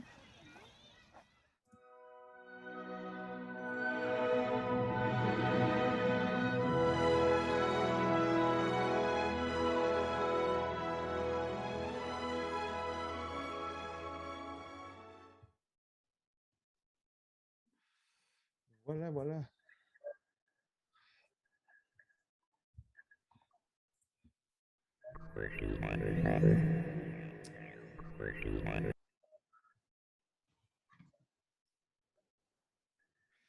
Ouais, mais écoute, j'avais pas pensé à la possibilité du grief, mais ça fait plein de sens. Hein? Il pourrait... Hey, c'est notre job. Mais Farah, justement, il compte que sa grand-mère, Farah Legault dans le chat, sa grand-mère, quand elle était jeune, il y avait une chèvre pour tondre le gazon, puis l'hiver, il gardait celle d'une station-service de la rue Sainte-Foy à Longueuil. On salue Farah, je nomme tout un MVP dans le chat. C'est toi le MVP ce soir, Farah. Il est en feu! Ben oui. Mais c'est un fait pareil, tu sais, c'est ça, c'est vraiment génial. Là. C'était 3 bergères, là, puis ils déplacent le troupeau. Puis c'est genre, là, on fait ce spot-là aujourd'hui. Puis, mais eux autres, ils n'arrêtent pas de manger. Là. Ils ne chaînent pas. Là, tu sais, à la limite, c'est les bergères qui sont fatigués à un moment donné puis qui disent bon, ben, on rentre à la. Mais très cool le concept. Pour vrai, on fait des concepts basés comme ça des fois en ville. Moi, j'apprécie. Comme depuis qu'on met des pianos un peu partout. Là. Ouais. l'été passé, ça met un peu de piquant, là, surtout dans ces temps gris, ça fait du bien. Là, si jamais tu arrives au parc avec tes enfants et il y a des brebis, là, ça fait sourire un peu. C'est ça. Ben ouais. Puis comme il ne se passe pas tout plein d'affaires à Pointe-aux-Trembles, ben écoute, on pogne les petits événements qui se passent. Puis là, ben, il y avait un troupeau de brebis au parc. Je trouvais ça. Moi, la question que j'ai posée à Ninja Coiffeur, c'est il y a des bergers. On peut-tu les appeler des bergers, ces gens-là? Ben, des bergères? c'est des bergères, là, C'est les ça. filles. Ouais. Ben là, ils ramassent-tu les excréments de ces moutons-là? Tu sais, ça, c'est. Je sais pas. Ça doit Ils servir disent, de fertilisant. Ouais, mais c'est parce que là, c'est des enfants qui font jouer avec des ballons dans le parc. Écoute, je ne suis pas expert en excréments, mais je veux dire, des moutons, c'est pas des grosses affaires dégueulasses. Là. Je pense qu'ils bouffent de l'herbe. Fait que, Ouais. je pense pas. Je sais pas. Ah, ça, c'était une mission pour Ninja Coiffeur? Ben, non, peut-être plus pour Alex. Ah, ouais. Ah, c'est ça.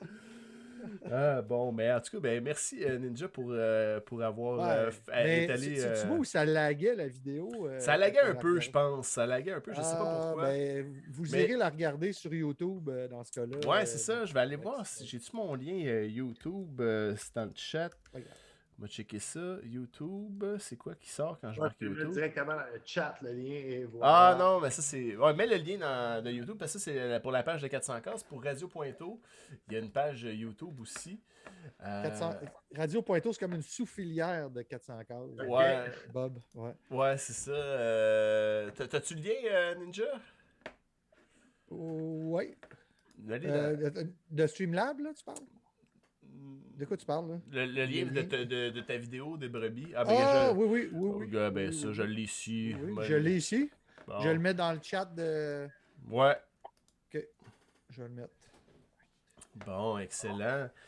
C'est ça, tu voulais-tu nous parler d'un peu de bière, Ninja? Ouais, ben pas grand-chose à soir, mais... Farah, attends un peu. Farah, just subscribe. Si j'ai-tu bien vu? Merci pour le sub, Farah. Ah non, tu t'es abonné à la page YouTube. Ben oui, ok, c'est ça. Merci. Ça me donne des alertes des deux. Je dis, qu'est-ce que c'est ça qui se passe?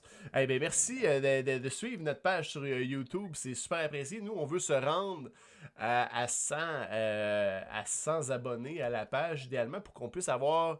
Ben non, mais ça compte pareil, c'est super important. Pour vrai, moi, chaque personne qui nous encourage, je trouve que c'est super apprécié. Là. Puis on fait pas ça pour l'argent, nous autres. On fait ça pour le plaisir. Et c'est important de le garder comme ça.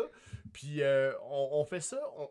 Nous, c'est notre trip. Ça fait des années qu'on s'en parle, qu'on veut faire ça, un podcast, tout ça. Fait que, ben merci de nous suivre sur YouTube et d'être au courant de tous nos urbex et nos trucs comme ça. Chaque clic, pour vrai, ça compte. Puis je sais pas toi si justement rendu au niveau de Bob le chef, comment tu vois ça, mais je trouve que c'est quand même pour quelqu'un qui commence, moi je suis sur Twitch depuis le mois de mars. Puis chaque petit like sur des publications, moi je trouve que c'est super apprécié, c'est super important. Fait que c'est. Absolument, mais là, c'est. Écoute, moi, ce que j'aimais de Twitch, c'est la communauté. Pour vrai, je trouvais que la communauté était real, je trouvais que la communauté était le fun. C'est vraiment, là, le monde s'entraide beaucoup. Il y a vraiment une belle fraternité, là, justement. Puis du monde là, qui était dans le chat, même là, tantôt, Jeff Québec, qui est déjà venu à mon live aussi. Cuisiner. Attends une minute, j'essaie de même penser à qu'est-ce qu'il avait cuisiné. Il avait fait une soupe. Il avait fait un ragoût. En tout cas, mais bref. Il avait fait, oui, c'est ça, il avait fait des vols au vent. Il a fait une sauce de vol au vent. Mais bref, il y a une belle communauté, il y a quelque chose de vraiment. Il y a une fraternité au Québec sur Twitch qui est vraiment le fun. Il y a quelque chose d'intéressant à explorer dans tout ça. Ben oui, c'est ça. Moi, j'aime ça naviguer, j'aime ça aller voir d'autres streamers, tout ça. Puis pour vrai, tu sais, chaque personne qui vient sur le chat, ben premièrement, est super bienvenue. Puis deuxièmement, ben juste d'être là, ça nous encourage à continuer de faire ce qu'on fait. Fait que moi, j'adore ça, là. Puis, Notre podcast aux 2 semaines, bimensuel, on le rappelle. Prochain épisode, le 25 juin. Le 25 juin. On va faire un retour probablement sur la Saint-Jean à Pointeau. Ben oui, écoute, il va s'en passer. On va le savoir, sait pas. savoir le 25. On va C'est pouvoir couvrir cet événement-là. Rendu au 25. Fait que vas-y, mon ninja. Si jamais tu es de passage à Pointeau, tu te gênes pas, Bob, là, tu sais, pour vrai. Gêne-toi pas. Ouais, moi, c'est ça. Bref, moi, pour faire du pouce sur la semaine passée, j'avais parlé des bières des brasseurs de Montréal. Puis là, on est rendu comme bière vraiment pas trop chère, puis qui a du punch, qui a du goût.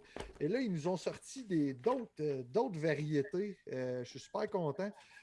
D'autres quartiers, et il y en a une, c'est la Maisonneuve ici, la bouteille est mauve. Ouais, c'est la caisse Maisonneuve. spéciale marché, ça. Là. Il y a marché Maisonneuve, marché Atwater, puis. Oui, c'est ça, Atwater, puis j'ai la Jean Talon aussi. La Jean Talon, oups, on ne la voit pas super bien. Ben, en tout cas, Jean Talon, fait que on avance d'un quartier tranquillement, puis il y a toujours une petite map aussi sur la bouteille. Là, on ne le voit pas super bien, là, mais il y a toujours une map sur en lien avec le quartier. Fait que là, je viens de finir la Maisonneuve Juicy IPA à la mûre et c'était vraiment bon, sérieusement. Là, c'est sûr que ça ne cote pas une Denham ou des affaires complètement débiles, mais honnêtement, là, quelqu'un qui a envie de s'acheter de la bière à l'épicerie, pas trop cher, ça fait vraiment bien la job. J'adore ça. Fait que c'est toujours Brasseur de Montréal. Et là, moi, j'étais à me demander, il y a Jean Talon, Atwater, et puis Maisonneuve, à quand, Pointeau? Ah Il y a eu, écoute, c'est drôle, hein, il y a eu un marché public pendant 1 ou 2 étés de temps. Puis c'était votre député libéral, si je ne me trompe pas, ou peut-être c'est le député de la ville, en tout cas. Chantal Rouleau, peut-être, là, qui est toujours un peu qu'on voit, c'est non? pas son nom. En plus, c'est malade. J'avais été à l'école primaire avec le gars, puis tout. Pas Mario Beaulieu. Avec Éric Dupont, Mathieu Dupont, en tout cas. Bref, il y avait des pourparlers de faire un marché public à Pointe-aux-Trembles, puis il y a eu un genre de marché public qui se faisait dans un chapiteau sur Tricentenaire, si je ne me trompe pas. Et ça a duré 2 étés de temps. C'était comme une espèce de projet pilote. Puis il y avait des petits maraîchers qui venaient vendre leurs trucs. Vraiment, tu sais, c'était pas gros comme un marché Jean-Talon. Je dis, c'était un chapiteau. Tu rentrais dedans, tu faisais le tour. Tu sais, il y avait un kiosque de tomates, un kiosque de laitue, un gars qui vend du miel, puis quelqu'un qui fait des savons. Mais l'idée était vraiment bonne. Puis c'était quand même bien fait. D'ailleurs, j'avais inauguré ce projet avec un atelier de cuisine là, assez cool là, à l'époque. Je me souviens d'ailleurs, Alexis, ça fait tellement longtemps de ça, Alexis, qui est mon associé, il était venu faire l'atelier avec nous. C'était comme mon wingman dans l'atelier. Là. C'était très, très drôle. Mais là, en fait, il y a la place du village là, maintenant qui est au coin de Saint-Jean-Baptiste puis Notre-Dame. Puis il reprend un peu ce truc-là de chapiteau, probablement qui était sur... si c'était sur Tricentenaire, je sais pas c'était dans quel coin. Peut-être dans le proche de l'Aréna, justement. Des fois, il y a des marchés aux puces, là. Mais maintenant, la place où il y a des maraîchers, c'est vraiment la place du village, à côté de l'église. Fait que c'est... c'est cool aussi d'avoir ça, tu sais, pour mettre en valeur les produits. Puis, tu sais, t'as pas besoin d'aller loin, là, pour avoir des maraîchers. Je veux dire, tu sors de Pointe-aux-Trembles, puis tu t'en vas à Lanaret, puis il y en a des fermes, là. C'est ça. C'est ça, 5 minutes en char de Pointe-aux-Trembles, puis il y a de la ferme. C'est ça faisait pas de sens qu'il n'y en ait pas, parce que finalement, c'est au bout de l'île, fait que, il me semble que ça fait plein de sens. Mais c'est un service aussi à offrir, je veux dire, il y a combien de personnes à Pointe-aux-Trembles? Vous êtes quasiment à 70 000, 100 000 quasiment? Ouais, sûrement. Un gros chunk de la ville de Montréal, quand même, là, c'est... Ah oui, ça couvre beaucoup, même 120 000, je pense, parce que à l'époque, on travaillait au CLSC, nous autres, Ninja Coiffeur puis moi, on s'est connus là, puis on couvrait jusqu'à 25, tout l'Est jusqu'à 25, c'est facilement 120 000 personnes. Vous travaillez tous les deux en santé mentale, est-ce que vous travaillez à Louis-Polyte Lafontaine? On y a travaillé tous les deux. Et maintenant, moi je travaille toujours là, et maintenant l'Institut universitaire. Tantôt, on parlait de culte un peu, et moi j'étais lié by Notre-Dame. Puis il y avait Saint-Joseph-Trieste, qui était comme une maison. Je ne veux pas dire un asile, je veux dire le terme correct là, que tu es supposé.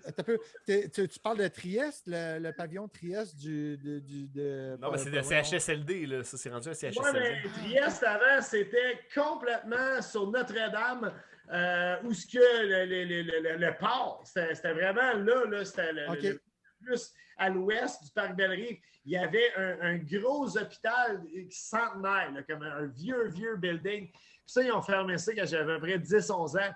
Puis c'est devenu comme un squat. Puis ça, justement, on allait jouer là-dedans, les kids, puis tout. Mais penses-tu que ça existe encore? Il y avait une légende urbaine que tu fais passer dans un tunnel souterrain de Joseph Trieste pour te rendre à Louis-Hippolyte. Puis moi, j'étais assez vieux qu'on appelait ça Saint-Jean-de-Dieu. Ben ouais.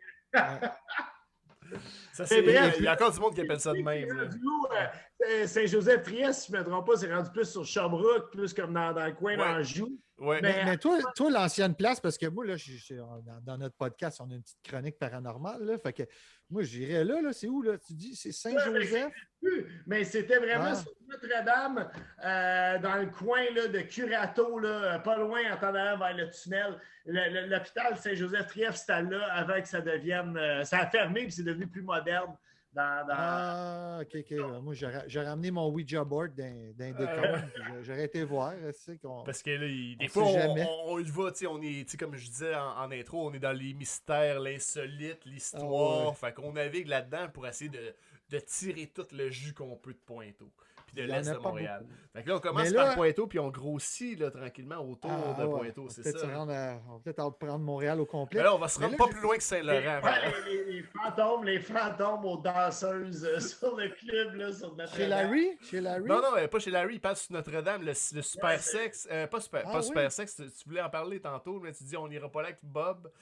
Ben, tu sais, je sais pas. C'est parce que, je suis jamais allé. Je passe devant un auto, puis je suis comme, ça va-tu où? C'est fermé. C'est la pandémie, ça. C'est fermé, pour vrai. C'est fermé. Ouais. On a su ça que c'était fermé.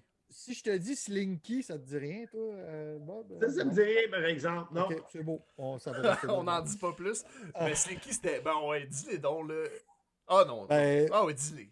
Ça de quoi? Ouais, bon, OK. C'était la fameuse pute de Pointeau qui s'appelait Slinky. On l'a tous déjà aperçu marcher un peu. Je suis tellement content d'avoir répondu non à cette question. On l'a tous déjà aperçu. Ouais, je la connais! un peu déchu sur Notre-Dame en criant 5 $ la pipe. Je ne sais pas combien elle chargeait aujourd'hui avec l'inflation. Elle a déjà essayé d'entrer dans mon char à une lumière rouge. Bon, en tout cas, c'était encore là. On s'était gardé une petite gêne. On a dit sûrement que ça. Bon, c'est ça qu'on fait. Bref, on passe à quelque chose de suivant. Mais là, tu parlais de Joseph Trieste. Là, on était dans... Mon segway, c'est dans le fond les sociétés secrètes, hein, parce que là, on parle de culte et tout ça. Ouais. Mais là, moi, depuis le début de nos podcasts, je parle à chaque fois d'une société secrète qui a un lien avec Pointe-aux-Trembles, Montréal-Est et les environs.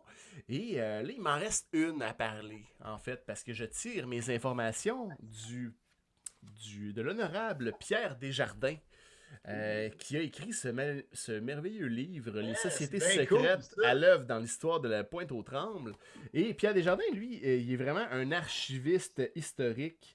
Il s'occupe de l'atelier d'histoire de la Pointe-aux-Trembles.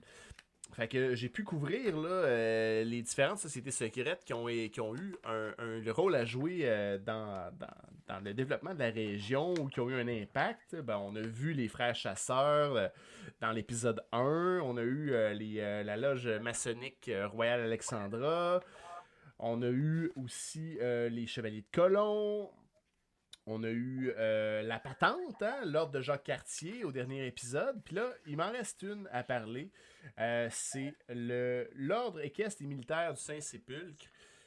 Et cet ordre-là, en fait, la seule chose, c'est que c'est pas vraiment une société secrète parce que c'est connu, ok? Mais qu'est-ce qui fait qu'on en parle, que Pierre Desjardins en parle dans son livre, c'est que c'est il y a beaucoup de rituels puis de mysticisme autour de cet ordre-là.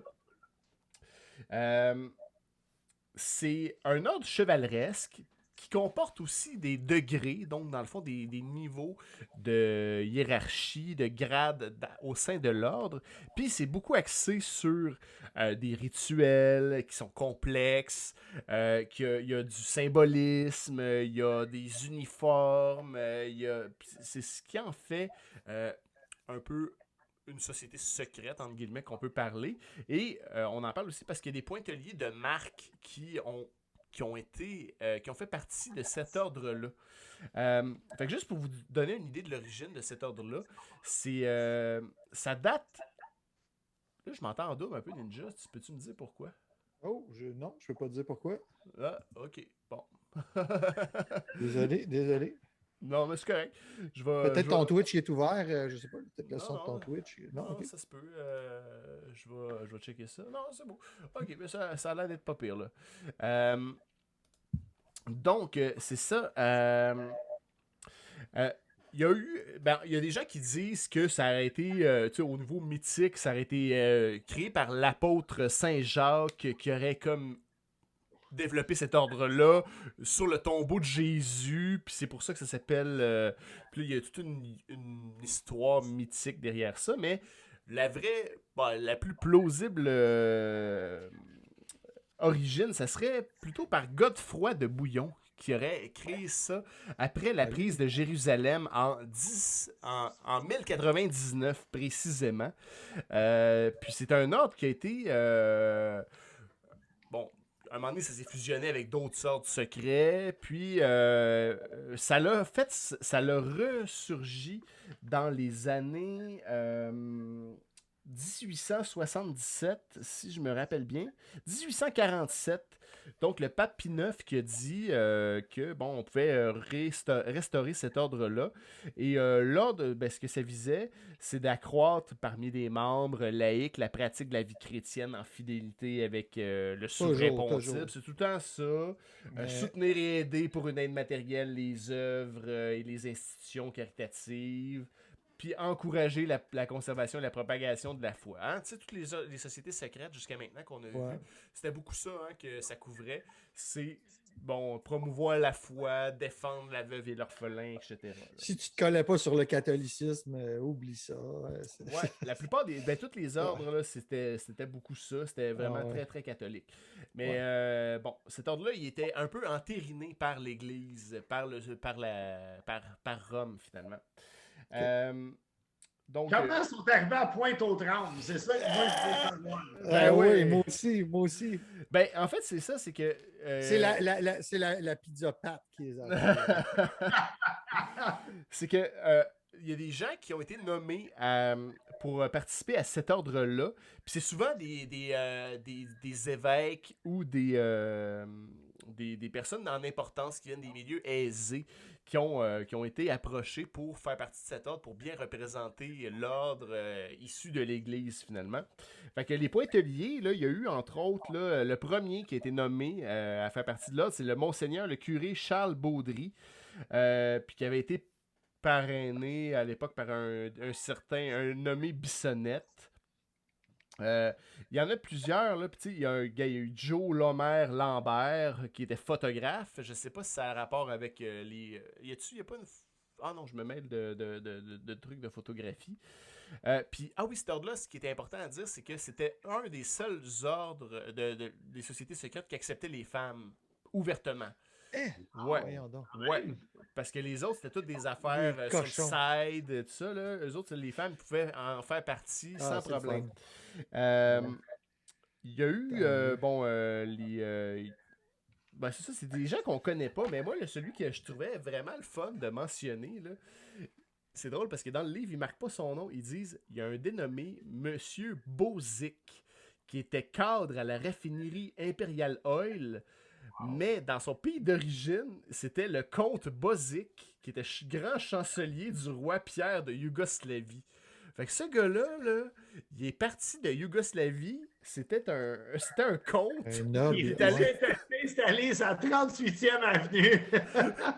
Boss de Suncor. Ouais, fait que là, pis c'est ça. Puis dans le fond, c'est pas mal des religieux principalement, mais lui, c'est le seul qui était comme un peu d'une noblesse dans la royauté, dans un autre pays qui était là. Puis sinon, il y a le dernier qu'on peut nommer qui avait une importance, c'était Monseigneur Baudry. Le cœur il a présenté un concert sacré lors de l'adoubement de l'ordre à l'hôtel Ritz-Carlton en 1970. Fait qu'il y a eu comme quelques pointeliers qui ont fait partie de cet ordre-là. Puis le plus mystérieux, c'est vraiment ce dénommé Bozic, que je vais essayer éventuellement de trouver des informations supplémentaires. Alors, il n'y a pas grand-chose à dire sur cet ordre-là. Et c'est pour ça que je le garde. Une poignée de main? Non, ils n'ont pas de poignée de main, mais ils ont des rituels, eux autres. Il n'y a pas de poignée de main particulière parce que c'est vraiment plus c'est plus ouvert comme ordre. Ça existe. On n'essaie pas de garder rien de mystérieux, de secret, à part les rituels qu'on fait qu'ils font entre eux, là, mais c'est vraiment tout à caractère religieux. C'est dans le fond, là, d'après ma compréhension, c'est plus comme des grosses messes spéciales qui se passent. Là. Fait que voilà, ça conclut le volet des sociétés secrètes. Et, merci, Alex. Puis là, dans les prochains... Là, après ça, je vais m'attaquer. Là, on a parlé des sociétés secrètes, on est dans le mystérieux, tout ça. À partir de maintenant, pour les prochains épisodes, je vais vous parler d'un événement de true crime, un épisode émouvant de l'histoire de Pointe-aux-Trembles. C'était l'affaire Nogaret-Godon. Mais qui donc a tué la petite Simone Caron? Ça se passe au début du 20e siècle à Pointe-aux-Trembles. C'est quelque chose qui a fait couler beaucoup d'encre dans les journaux à l'époque. C'est une histoire de meurtre semi-élucidée avec toutes sortes de dénouements. Là, fait qu'on va aborder ça. Hey, c'est quoi le nom de la fille? Je vais aller lire ça. Moi, L'affaire Nogaret-Godon. Ou bien... Nogaret-Godon. N-O-G-A-R-E-T. C'est ça. Godon, G-O-D-O-N. Ouais. Puis la petite fille, comment qu'elle s'appelait? Simone Caron. Simone Caron. J'ai bien hâte, Alex. Merci pour tes chroniques d'histoire. Là. Mais j'étais un peu déçu parce qu'il n'y a pas de poignée de main. Ouais, c'est ça. À date, il y en avait toutes. D'ailleurs, c'est ça, là, Bob, toutes les sectes qu'il y a eu... Non, les sociétés secrètes. Les sociétés secrètes. Les sociétés secrètes qu'ils ont eu dans le passé à Pointe-aux-Trembles avaient tous une poignée de main. Puis, lors des autres podcasts, finalement, on s'est rendu compte que c'était vraiment complexe, ces affaires-là. Là. Puis on s'est demandé, quand on a vu ta photo sur... le Journal de Montréal. Le Journal de Montréal, on a vu ta photo, genre, on s'est dit, c'est un gars de l'Est. Peut-être qu'il est en train de faire une poignée de main secrète. Oui, mais dis donc la photo, Alex. Attends, je sais pas. Je peux y super belle photo de toi. T'as ton barbecue. J'imagine que c'est pour ton show 3-2-1. Ah ouais, je suis à côté sur le barbecue ou. Ouais, mais tu fais un genre de truc, genre, là, on s'est dit. Je sais pas si tu peux l'avoir, Bob. Peut-être. Il y a des lags sur Twitch, mais ça devrait s'en venir, là. Peut-être. Oh yeah, alright. Yeah. C'est parce qu'il y a ses pinces dans la main. J'avais pas vu à cause de la chemise. Oui. Mais pourquoi qu'il y a une main qui... ben c'est ça, ça a l'air louche, ça, Bob. Là. C'est louche. Ça a l'air louche comme... T'es-tu dans une société secrète de Pointe-aux-Trembles? Dis-nous. Vous saurez jamais. Ah ouais, c'est un secret. Hey, mais là, on passe du weird au plus weird encore, hein, Ninja? Ah ouais, on va y aller avec moi. Vous vous souvenez, au dernier épisode, je vous avais parlé d'un témoignage d'observation d'OVNI qui était survenu le 27 mai 2021 par quelqu'un d'inconnu, finalement, qui avait vu un objet linéaire dans le ciel. Bien, figurez-vous donc que peu de temps après, j'ai eu un appel de quelqu'un qui reste anonyme, qui nous a envoyé un film, qui habite à Lorraine, ville de Lorraine, qui n'est pas trop loin de l'est de Montréal, mais un phénomène étrange dans le ciel. Je vous la montre. Alex, c'est celle qui est en bleu sur... Ouais.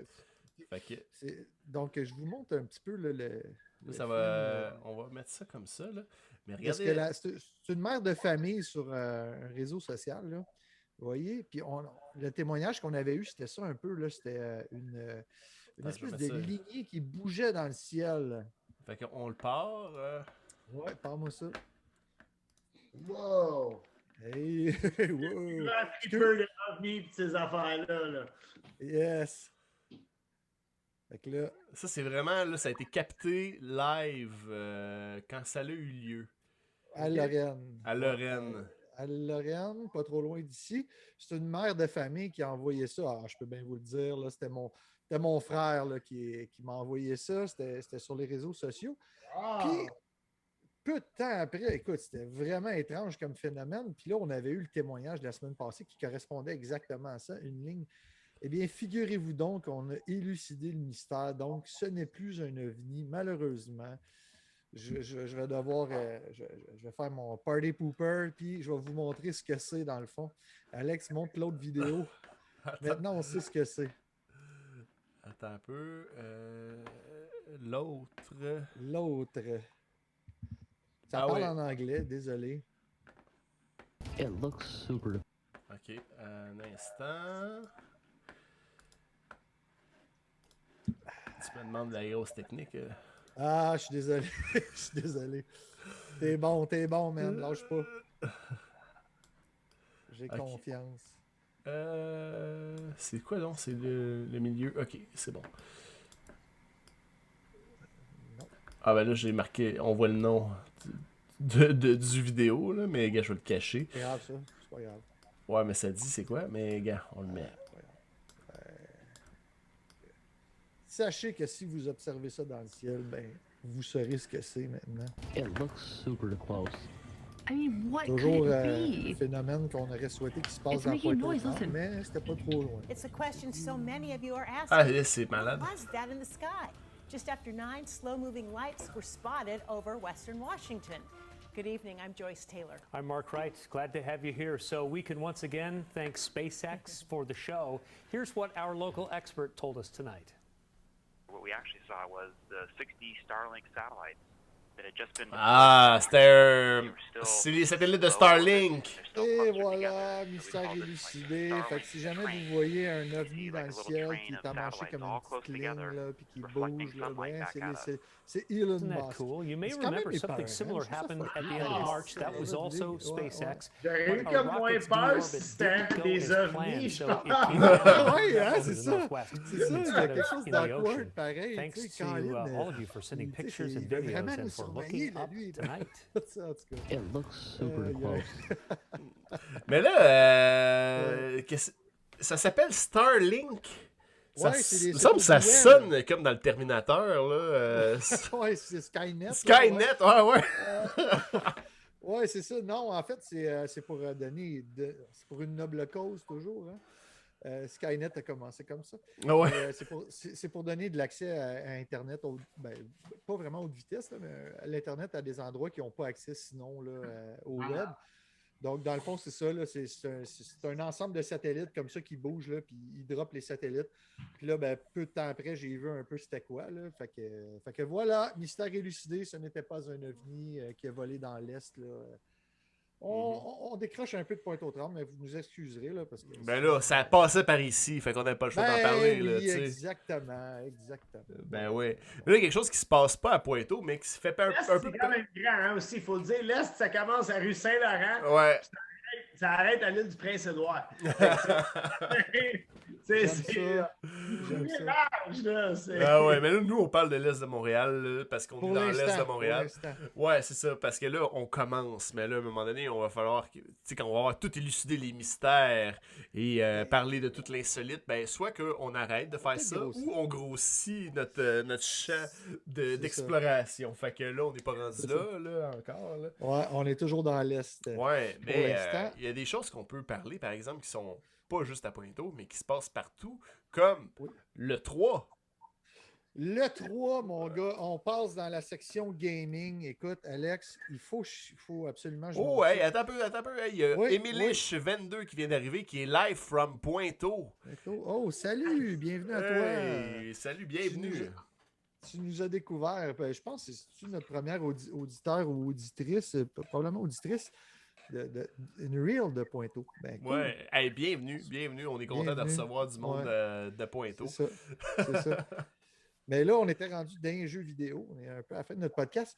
Jeux vidéo, c'est le E3 actuellement. Donc, il y en a qui trippent sur le Super Bowl. Ben moi, le E3, c'est mon Super Bowl. Dans le fond, E3 pour Electronic Entertainment Expo. Depuis toujours, j'ai toujours été passionné de jeux vidéo. Et en ce moment, c'est les grosses conférences, même s'ils sont tous avant, ça avait lieu dans un genre de gros lieu là, journalistique. Là, mais en ce moment, c'est à cause de la pandémie, ça se fait en ligne. Et je suis big time en train d'écouter ça dans mon salon. Puis je voulais vous montrer un trailer, donc une bande-annonce d'un jeu qui va sortir au mois de janvier 2022. Mais qui, ma foi, m'a complètement épaté. Si tu peux nous passer ça, Alex. Il y a Ali Shandap qui est dans le chat aussi, qui est de Pointeau lui aussi. Puis je pense que d'ailleurs, il nous avait fait un commentaire par rapport au reportage que tu as fait sur Serge Bouchard, si je me trompe pas. Fait que bienvenue, Yali Shandap. Bienvenue, ben oui. Merci d'être là. Certain. J'espère que je le dis bien, là. Je vais juste le relire. Donc, un nouveau Souls game. Tous les jeux. Je ne sais pas si tu joues, Bob. Jeux vidéo, j'ai regardé mon fils gamer beaucoup. Lui, il est bien. Il y a Fortnite, Roblox, toutes ces affaires-là, il trippe. OK. Ouais, ma fille aussi, ma fille qui a 10 ans, Roblox, là, c'est fait que là, c'est Elder Ring, qui est un jeu vidéo qui va être entre autres scénarisé par Alex, l'auteur de Game of Thrones, c'est George R. Martin. George R. Martin qui va être le scénariste de ce jeu-là et c'est un Souls game fait de la compagnie From Software. Je vous présente depuis le début un peu les jeux là, qui me passionnent. Puis c'est ces jeux-là qui sont des jeux très difficiles. Et là, ça vaut la peine. La bande-annonce est vraiment à couper le souffle. Si tu peux nous passer ça, Alex. Ouais, c'est parti. T'as-tu mis du son? Ouais. OK.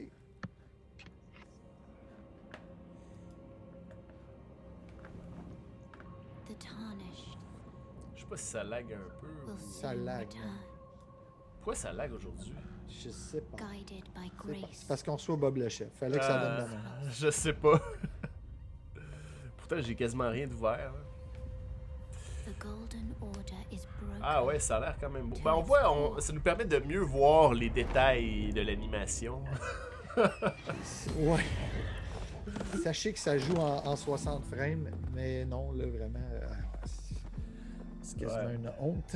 C'est pas grave. Mais cette semaine, c'est fou. On a fait 2 lives cette semaine, dont un pour un client en plus dimanche. Et en plein live, plus de son. Et aucune idée là, qu'est-ce qui se passe. C'est pas mon micro.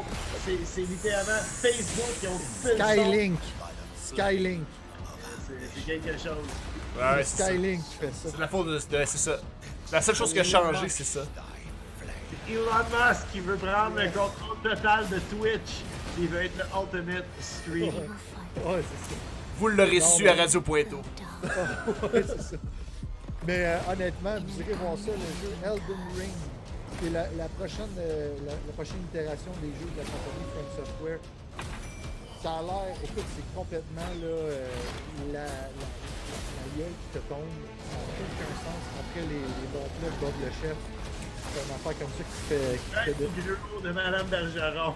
Ah, ouais, après les crêpes, c'est Elden Ring. Honnêtement, là, je sais pas qu'est-ce que ça vous prend là, si jamais vous êtes gamer puis ça, si vous êtes pas aguiché par ce trailer-là, ça n'a aucun sens. Vous irez voir ça. C'est Elden Ring. Il y a une bande-annonce en 4K sur YouTube. Ouais, c'est ouais, non, c'est ça, c'est pas très représentatif en ce moment, là. Mais ça va être extraordinaire. Probablement un jeu difficile comme tous les autres Souls games. Les autres Souls games, les autres Demon's Souls, Dark Souls, Sekiro. Donc, vous irez voir ça, c'est à voir. Et aujourd'hui, on avait je vous invite à suivre le E3. C'est jusqu'au, je pense, le 13 juin.